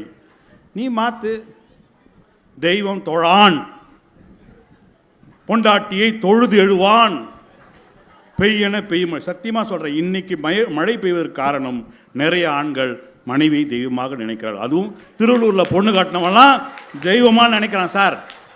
எவன் நினைக்கிறான்னு இல்லை, நான் நினைக்கிறேன் சார். என் சோறு முக்கியம் இல்லையா? அவங்க சொல்கிறாங்க இலக்கியங்களில் இருக்கிறத எங்களுடைய சினிமா பாட்டில் இல்லை. யார் சொன்னா? பூம்பாவை ஆம்பல் ஆம்பல் புன்னகையோ மவ்வல் மவ்வல்னு ஒரு வார்த்தை இருக்கு. இந்த மவ்வல் என்ற வார்த்தை தமிழ் இலக்கியங்களை மவ் என்ற வார்த்தைக்கு மட்டும், எழுத்துக்கு மட்டும் இருக்கின்ற ஒரே சொல் மவ்வல் மட்டும்தான். நீங்க மௌனம் தமிழ் கிடையாது. நான் மௌனமாக பேசினேன், தமிழே இல்லை. இந்த மவ்வல் என்ற வார்த்தை, இந்த பூ இருக்கு இல்லையா, அந்த மவ்வல் எப்படி சிரிச்சான்னு சொன்னா, மவ்வல் என்ற மலர் ரொம்ப சின்னதாக இருந்தான். இந்த பொம்பளை பிள்ளைங்க லவ் பண்ணும் போது சிரிக்கவே சிரிக்காதுங்க. அது பாட்டுனா அது சிரிக்கிறது அதுக்கு தான் புரியும். நம்ம போய் தான் கேனையாட ஹின்னு திருவள்ளூர் பஸ் ஸ்டாண்டில் நின்றுட்டே இருப்பான். எல்லா பஸ்ஸையும் பார்த்து சிரிப்பான், கண்டக்டரை பார்த்து சிரிப்பான், டிரைவரை பார்த்து சிரிப்பான், அந்த இழந்த பழம் வைக்கிற ஆயாவை பார்த்து சிரிப்பான், போகிறவரெல்லாம் பார்த்து சிரிப்பான். அந்த பிள்ளைங்க சிரிக்கிற பூம்பாவாய் ஆம்பல் ஆம்பல் புன்னகையோ மவ்வல் மவ்வல். நண்பர்களை, நாங்கள் இலக்கியத்தை குறை சொல்லவில்லை, ஆனால் இலக்கியத்தை நாங்கள் எளிமைப்படுத்தியிருக்கின்றோம். சொல்றாரு இல்லையா, சிலப்பதிகாரம். ஆமா, கோவலன் மதுரையில் பொண்ணு கட்டினான். மதுரையில் இருந்தாங்க. எந்த ஊரில் பொண்ணு கட்டினாரு? திருவள்ளூரில் கட்டி பார்த்துருக்கணும்.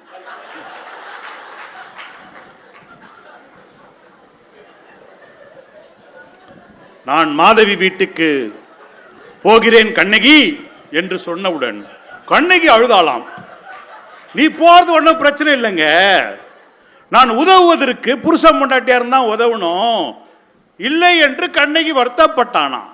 கடவுள் புண்ணியம், கோவல திருவள்ளூர்ல எடுக்கல. எடுத்திருந்தான்னு வச்சுக்கங்களேன், பற்றையில அற உழுந்து காக்கலூர் வரைக்கும் தரத்த தரன்னு வச்சுன்னு வந்திருப்பாவோ. எங்க போறேன்னு மாதவி அவ விட்டு தட்டு போறேன், அவளை அங்க வலிச்சு வந்திருப்பா. வலிச்சுட்டு வந்துட்டு கலெக்டர் ஆபீஸ் வாசல வச்சு கொளுத்திருப்பா ரெண்டு பேரையும். நீங்க என்ன சொல்றீங்க? புருஷன் போனா போட்டுங்க, நீங்க போங்க. மாதவியா அடுத்தது மாரியம்மா விடு, அதை விட்டுக்க போ, நீ எங்க ஒன்னா போ. என்னங்க நீங்க பேசுறீங்க? இந்த காலா படத்தில் ஒரு காட்சி ஒன்று வச்சிருப்பாங்க. ரஜினிகாந்துக்கு பழைய லவர் வந்துடும். ஒரு நமக்கு இருக்கும் இல்லையா? இப்போ லியோனி அண்டுக்கு ஒரு லவர் இருக்கும் போது எனக்கு இருக்காதா சார்? எல்லாருக்கும் அந்த ஆரம்ப பள்ளியில் 8வது படிக்கிறப்ப யாராவது ஒருத்தர் அப்படி இருக்கணும். உலகத்தில் இல்லைன்னா அவன் மனுஷனே கிடையாது. உலகத்திலேயே எங்கள் 2 பேர் மாதிரியெல்லாம் அமையாதுங்க, சத்தியமாக சொல்கிறேன். அவருடைய ராசி அவரோட நட்சத்திரமும் எனக்கும் அதே ராசி அதே நட்சத்திரம் தான். அவரோட சாபக்கேடு என்னன்னா, அவர் பாய் ஸ்கூலில் படித்தார், நானும் பாய் ஸ்கூலில் தான் படித்தேன். ஒரு பிள்ளையை நான் பார்க்கல. ஆனால் ஏரியாவில் இருந்திருக்கோம் இல்லையா? இப்போ அவருக்கு எதுக்காக ஒரு பிள்ளை இருந்திருக்கோம் இல்லையா? ஒரு பூ போட்ட பாவாடை போட்ட ஒரு சட்டை போட்ட ஒரு பிள்ளை அவர் சொல்லுவார். அதெல்லாம் நான் கேட்டிருக்கோம், நம்மலாம் இல்லைன்னு சொல்ல. அந்த படத்தில் ஒரு காட்சி வச்சுருப்பாங்க. அந்த ரஜினிகாந்தோடைய மனைவி சொல்லுவா, எனக்கும் அம்பையில் தப்படிக்கிற பெருமாளும் என் பின்னாடியே சைக்கிள் எடுத்து சுற்றினான், நீ வண்டியை கட்டு, நான் ஒரு வெட்டு அவனை போய் பார்த்துட்டு வரேன். அந்த பொண்ணை விசாரிச்சு பார்த்தா திருவள்ளூர் பொண்ணா இருக்கும். சார் தைரியமா பேசுறா இல்லையா? நீங்க இந்த வார்த்தையை கண்ணகி பேசி இருந்தால் வச்சிங்களேன், கோவலம் வீட்டோட இருந்திருப்பான். நீங்க போங்க சார், சோழ நாட்டில் சேர நாட்டுக்கா போங்க, நான் பாண்டிய நாட்டு வரைக்கும் போயிட்டு வந்துடுறேன், பக்கம்தான். 120 பஸ்ஸை பிடிச்சி நான் பாட்டு போகிறேன். மகளிர் உரிமை பயணம்னு டிக்கெட் இல்லாமல் கொடுத்துருக்காங்க, நான் அந்த பஸ்லேயே போயிட்டு வரேன். கண்ணகி போயிட்டு வந்திருப்பான். விடியல் பயணம் கிளம்பி போயிருப்பா. கோவலம் போயிருப்பாடுறீங்க. எதுக்கு உங்களுக்கு வீணு இதுவெல்லாம்? கவி காமு ஷெரீப்னு ஒருத்தர் இருந்தார், நிறைய பாட்டு எழுதினார். நிறைய பேருக்கு தெரியாது, சில பாடல்கள் கண்ணதாசன் எழுதியது என்று நினைத்து கொள்ளக்கூடிய அளவுக்கு கவி காமு ஷெரீப் இருந்தார். ஆனால் அவர் அந்த மனிதன் ஒரு சிவபெருமானை பற்றி பாடல் எழுதுகிறார். நீங்கள் சாதாரண திருவிளையாடல் படத்தில் அவர் சிவபெருமானை அவ்வளவு நேசித்து ஒரு இஸ்லாமியர் பாடல் எழுத முடியுமா? இன்னும் சொல்ல போனால் நான் இன்னும் கேட்குறேன், நம்ம நினைக்கிறோம் இல்லைங்களா, எப்போவுமே ஒருத்தர் நல்லா வாழ்ந்துட்டான்னு வச்சிங்களேன், ஒருத்தர் நல்லா திருவள்ளூர்லேயே மணவாள நகரில் பூங்கா நகரில் வீடு கட்டான்னு வச்சுங்க, நம்மால் போய் பத்திரிக்கை வச்ச உடனே கண்டிப்பாக வந்துடுவேன் சார் சொல்லுவான். மனுஷக்குள்ள நினைப்பான், பூங்கா நகரில் எப்படா வீடு கட்டினானுங்க? அவங்க அப்போ யார் தெரியுமா? எவனா இருந்தால் உனக்குன்னா அவன் கட்டிட்டான். கோடி ரூபா போகுது பூங்கா நகரில், என்ன பண்ணியிருப்பானே தெரில. பூங்கா நகர் கண்டிப்பாக வந்துடும் தம்பி. வாழ்ந்தாலும் ஏசும் தாழ்ந்தாலும் ஏசும் வையகம் இதுதானடா என்று இன்னைக்கு நீயும் நானும் வாழ்கின்ற வாழ்க்கையை சொன்னவன் கவி காமு ஷெரீப். நீங்க கண்ணதாசன் ஔவையார் ஒரு பாட்டு எழுதினா, என்ன எழுதினானா, கல்லானை ஆனாலும் கைப்பொருள் ஒன்று உண்டாயின் எல்லோரும் சென்று எதிர்கொள்வர். நம்ம ஊர் கோயிலில் பார்க்கல? யாராவது விஜயகுமார் மாதிரி அந்த ட்ரெஸ்ஸை பாருங்க, அந்த ஆள் நாளை காலையில் ஒரு மாலையை தட்டத்தில் போனால் பெரிய அம்பானி புள்ள நினச்சிக்குவாங்க. இல்லை, அவருக்கு 4 லோடு இருக்குது, எனக்கு 8 லோடு இருக்குது. இப்போ என்ன விட மாட்டானுங்க. அவர் நினச்சிக்குவான் ஜிகு ஜிகுன்னு சட்டையே 50 லட்ச ரூபா இருக்கும் போல தெரியுது. அது பக்கத்தில் ஒருத்தர் சொல்லுவான், அவர் வாட்சிக்குள்ளே இருக்க கண்ணாடியை பார்த்தீங்களா ஃபுல்லாக வைரம், நீ பார்த்த 2 கோடி அப்போ. இப்படியே சுற்றுறதுக்குள்ளே ஒரு கும்பல் வச்சுருக்காளுங்க. நான் கேட்கின்ற நண்பர்களே, நாங்கள் எல்லாவற்றையும் எளிமைப்படுத்திக்கிட்டோம். இவர் சொன்னார் இல்லையா, என்னது இருக்கிறது ஓலை கொட்டாயா, நடக்கிறது தவளை கொட்டாயா, மஜாவா இருக்கிற பஞ்சு மிட்டாயா, பெண்ணை எப்படி வாட்டர் பாக்கெட் மூஞ்சி என்று சொன்னார். என்ன சொன்ன என்ன தப்பு? நான் கேட்குறேன், என்ன சொன்ன தப்புன்னு? சார் இவ்வளோ பெரிய அரங்கம் இருக்குல்ல, கலெக்டர் தலைமையில் தானே சார் இது நடக்குது. கலெக்டர் ஐஏஎஸ் படித்தவர் தானே, தெரியாது அவருக்கு? அவர் 2 லிட்டர் தண்ணி வாங்கி வைக்க வேண்டியது தானே சார்? 300 ml வைக்கிறாரு. ஏன் 300 ml அதிகம்? ஒரு மனிதனுக்கு தண்ணி தாகம் ஒரு 100 ml போதும். நீங்கள் மெரினா பீச்சுக்கு வந்தீங்கன்னா பார்த்தீங்கன்னா தெரியும், அந்த அறிவியல் உண்மை உங்களுக்கு அங்கே தெரியும். இந்த பிள்ளைய உட்கார வச்சுட்டு அவன் மடியில் படுத்துக்கிட்டு இந்த அமிக்கொட்டான்னு வச்சுங்களேன், அது திருப்பி வந்துடும். இந்த முகம் வாட்டர் பாக்கெட் நீங்கள் அமி கொடுங்களேன், திருப்பி வந்துடும். அமி கொடுங்க, திருப்பி வந்துடும். என் எல்லா கவலைகளையும் தீர்த்து வைக்கின்ற வாட்டர் பாக்கெட் மூஞ்சின்னு சொன்னான். என்ன உனக்கு கோபம்? உங்கள் மதுரையில் மெரினா பீச்சில் நான் என்னையா பண்ணுறது? இனியவா தெரியாமல் பாடிட்டேன் அந்த பாட்டை. வாட்டர் பாக்கெட்டை இப்படி ப்ரெஸ் பண்ணால் திருப்பி பழைய இடத்துக்கு வந்துடுமா? கன்னத்தை நீங்கள் இப்போ 20 தடவை கிள்னாலும் பழைய பொசிஷனுக்கு வந்துடும், அப்படியே நிற்காதான். ஆஹா, எங்கே தான் உட்காந்து சிந்திப்பானோ, அடே அப்பா. நான் ஒன்றை சொல்லி நிறைவு செய்கின்ற நண்பர்களே, இங்கே நிறைய மாணவர்களாக இருக்காங்க. சென்னையில் மவுண்ட் ரோடு இருக்குல்ல, மவுண்ட் ரோட்டில் அண்ணா மேம்பாலம், அண்ணா சாலை இல்லையா, அண்ணா சாலையில் அண்ணா மேம்பாலம்னு ஒன்று இருக்குது. அதை கட்டியவர் கலைஞர் அவர்கள். அது கீழே ஒரு பள்ளிக்கூடம் இருக்கிறது. அந்த பள்ளிக்கூடத்துக்கு பேர் சிறுமலர் பார்வையற்றோர் பள்ளி.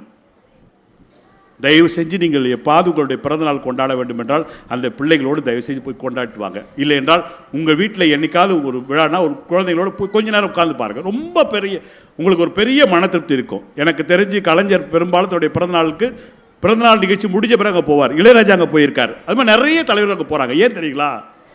அங்கே ஏதோ ஒன்று இருக்கிறது. அந்த பிள்ளைகளை பார்க்கும்பொழுது இருக்கும், நமக்கு ஒரு மனசு ஆறுதல் இருக்கும்.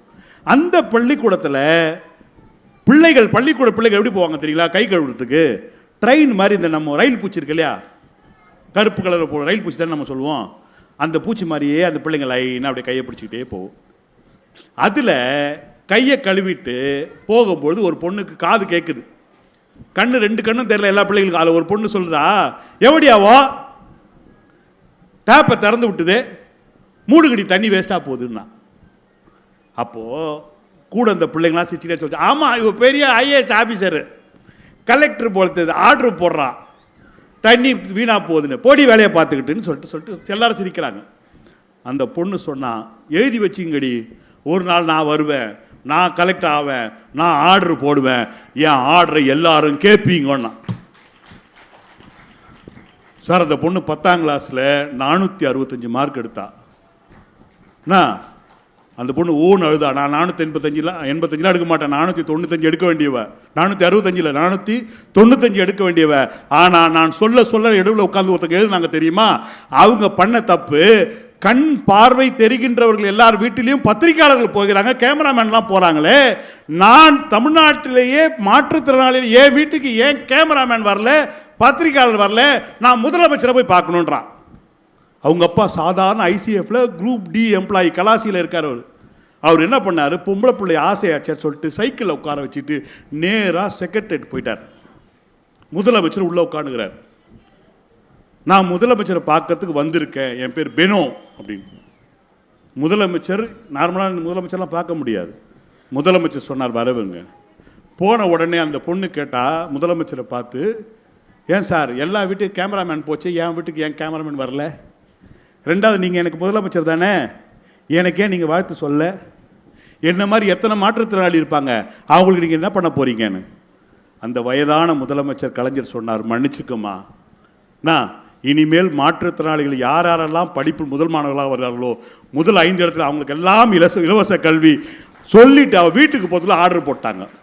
இன்னைக்கு அந்த பெனோ ஜெஃபின் எங்கே இருக்கா அப்படின்னு பார்த்தா, இந்தோனேசியா நாட்டில் யூபிஎஸ்சியில் பாஸ் பண்ணிட்டு இந்திய அரசாங்கம் சார்பாக பெனோ ஜெஃபின் கான்சுலேட் ஜெனரலாக உட்கார்ந்து கொண்டிருக்கிறாள்.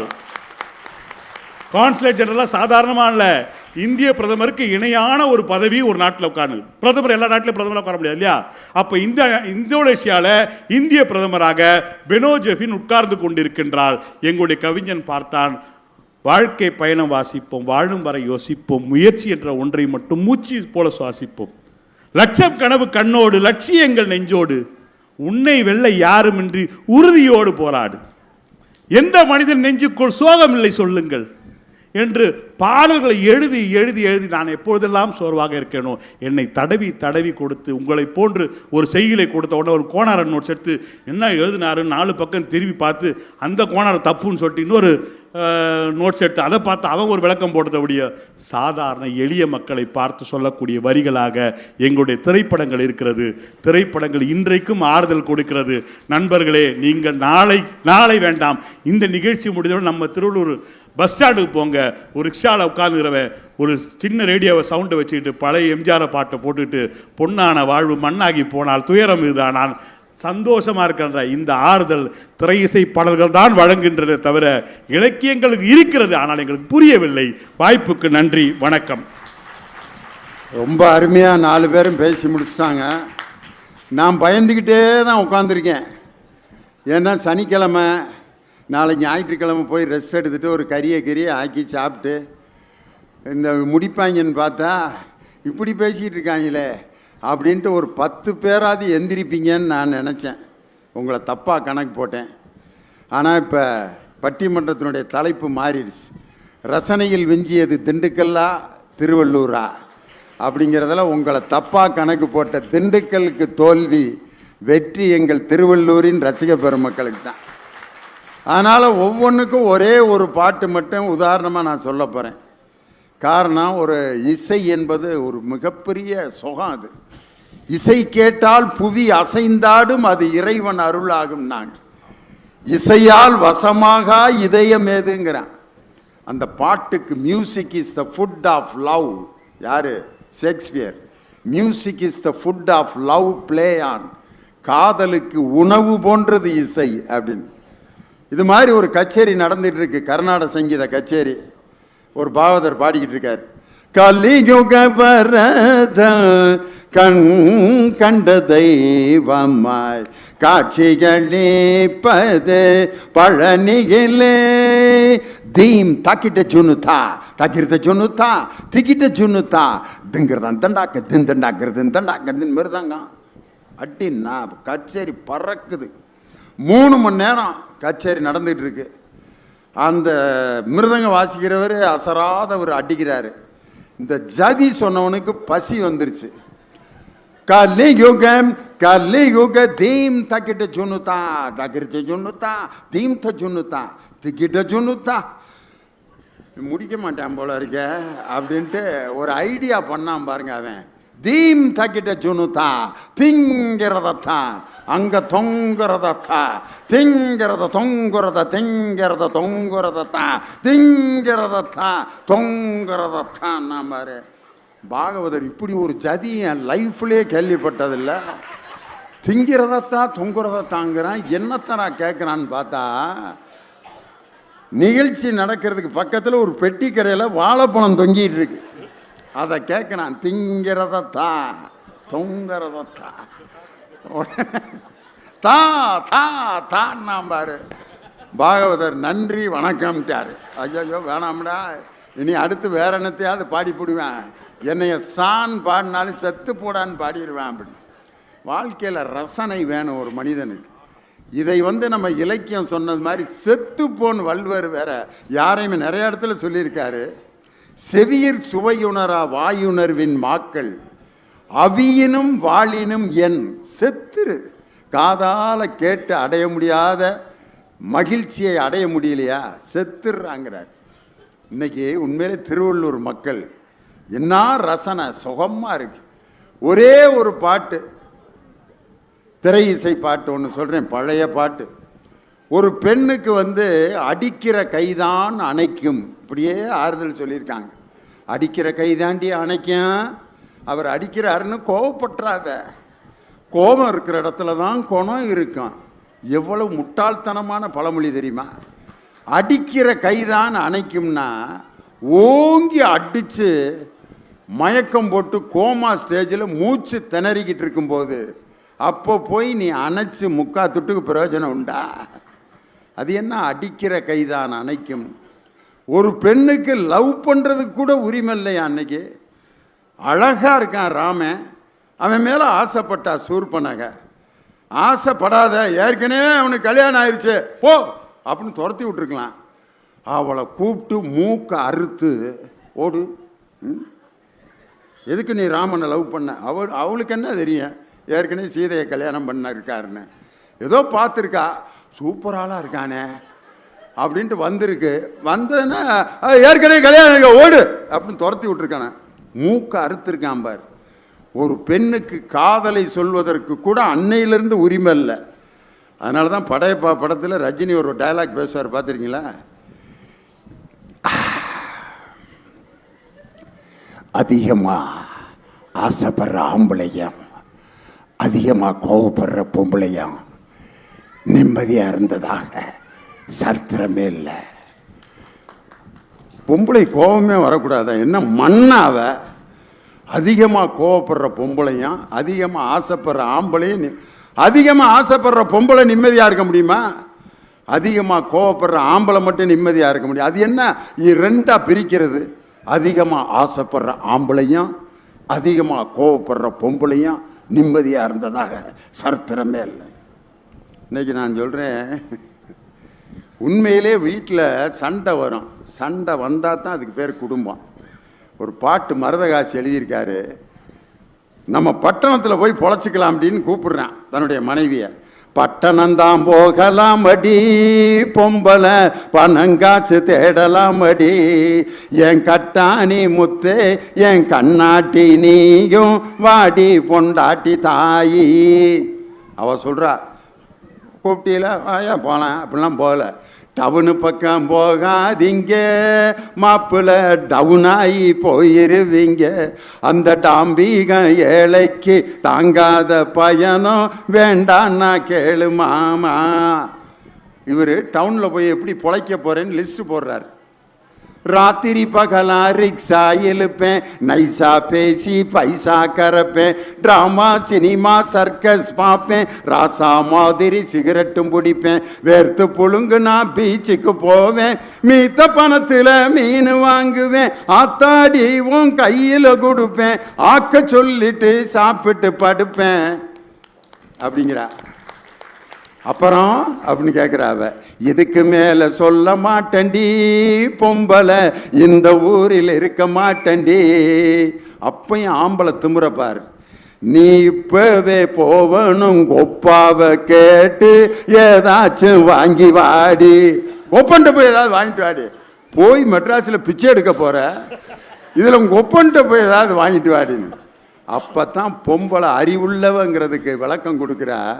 வேலை ஏதுங்க கூலி ஏதுங்க, வெக்க கேட்ட சொல்கிறேன் கேளுங்க, காலேஜ் படிப்பு காப்பி ஆத்துதான், பிஏ படிப்பு பெஞ்சு தொடக்கிதான், ஆளுக்கு 2 ஆளு அழகிதான், 5க்கு 2 தண்ணி கலக்குதான், மேலே சொன்னது 100ல் 1, மிச்சமுள்ளது லாட்ரி அடிக்குதான் அப்படின்ட்டு லாஸ்ட் அவன் எப்படி ஒத்துக்கிறான் பாரு.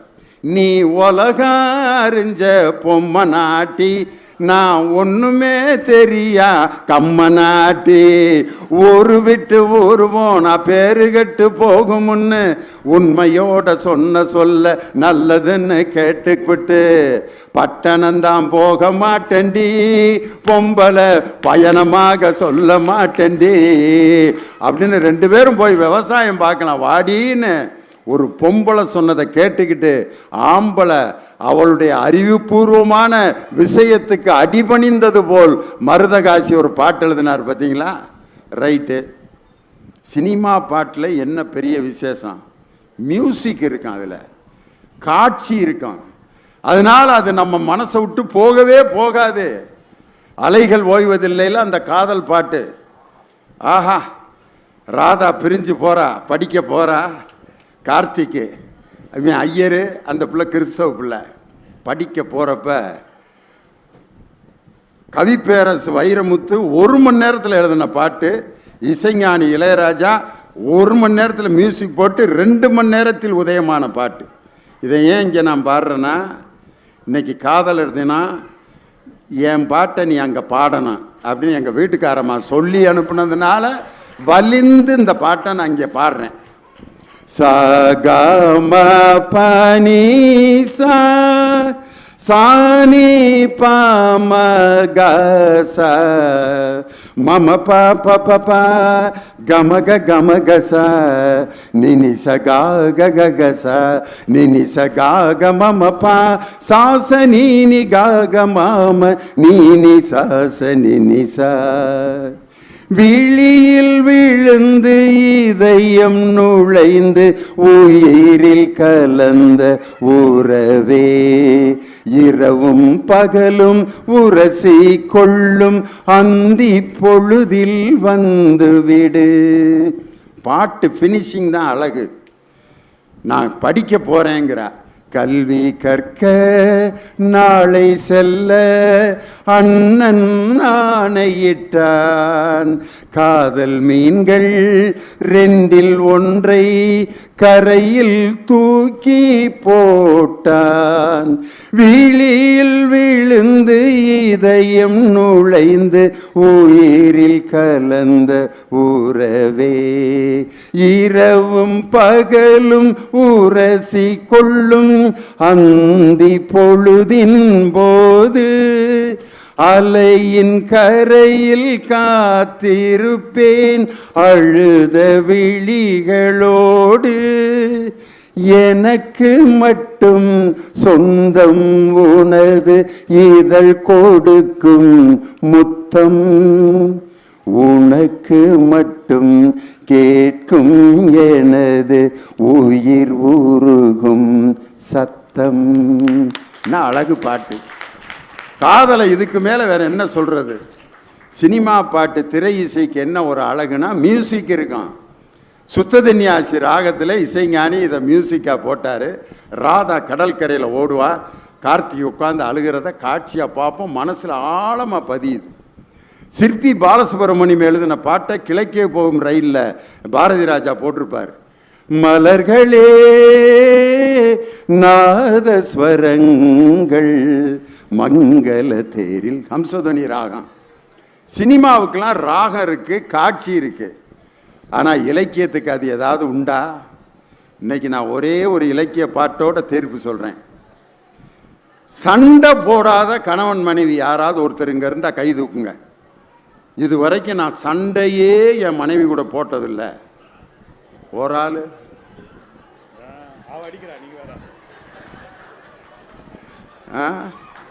ஆனால் ஒருத்தன் என்கிட்ட வந்து சொன்னான், எனக்கு என் மனைவிக்கு சண்டை வந்து 15 வருஷம் ஆகுதுன்னா. 15 வருஷம் சண்டையே போடலையா? எப்பட்றா? கல்யாணத்தன்னைக்கு துபாய் போனவன் தான். 15 வருஷம் கழிச்சு இப்போ தான் வாரேன். நான் எங்கே போய் சண்டை போடுறதுங்கிறேன்.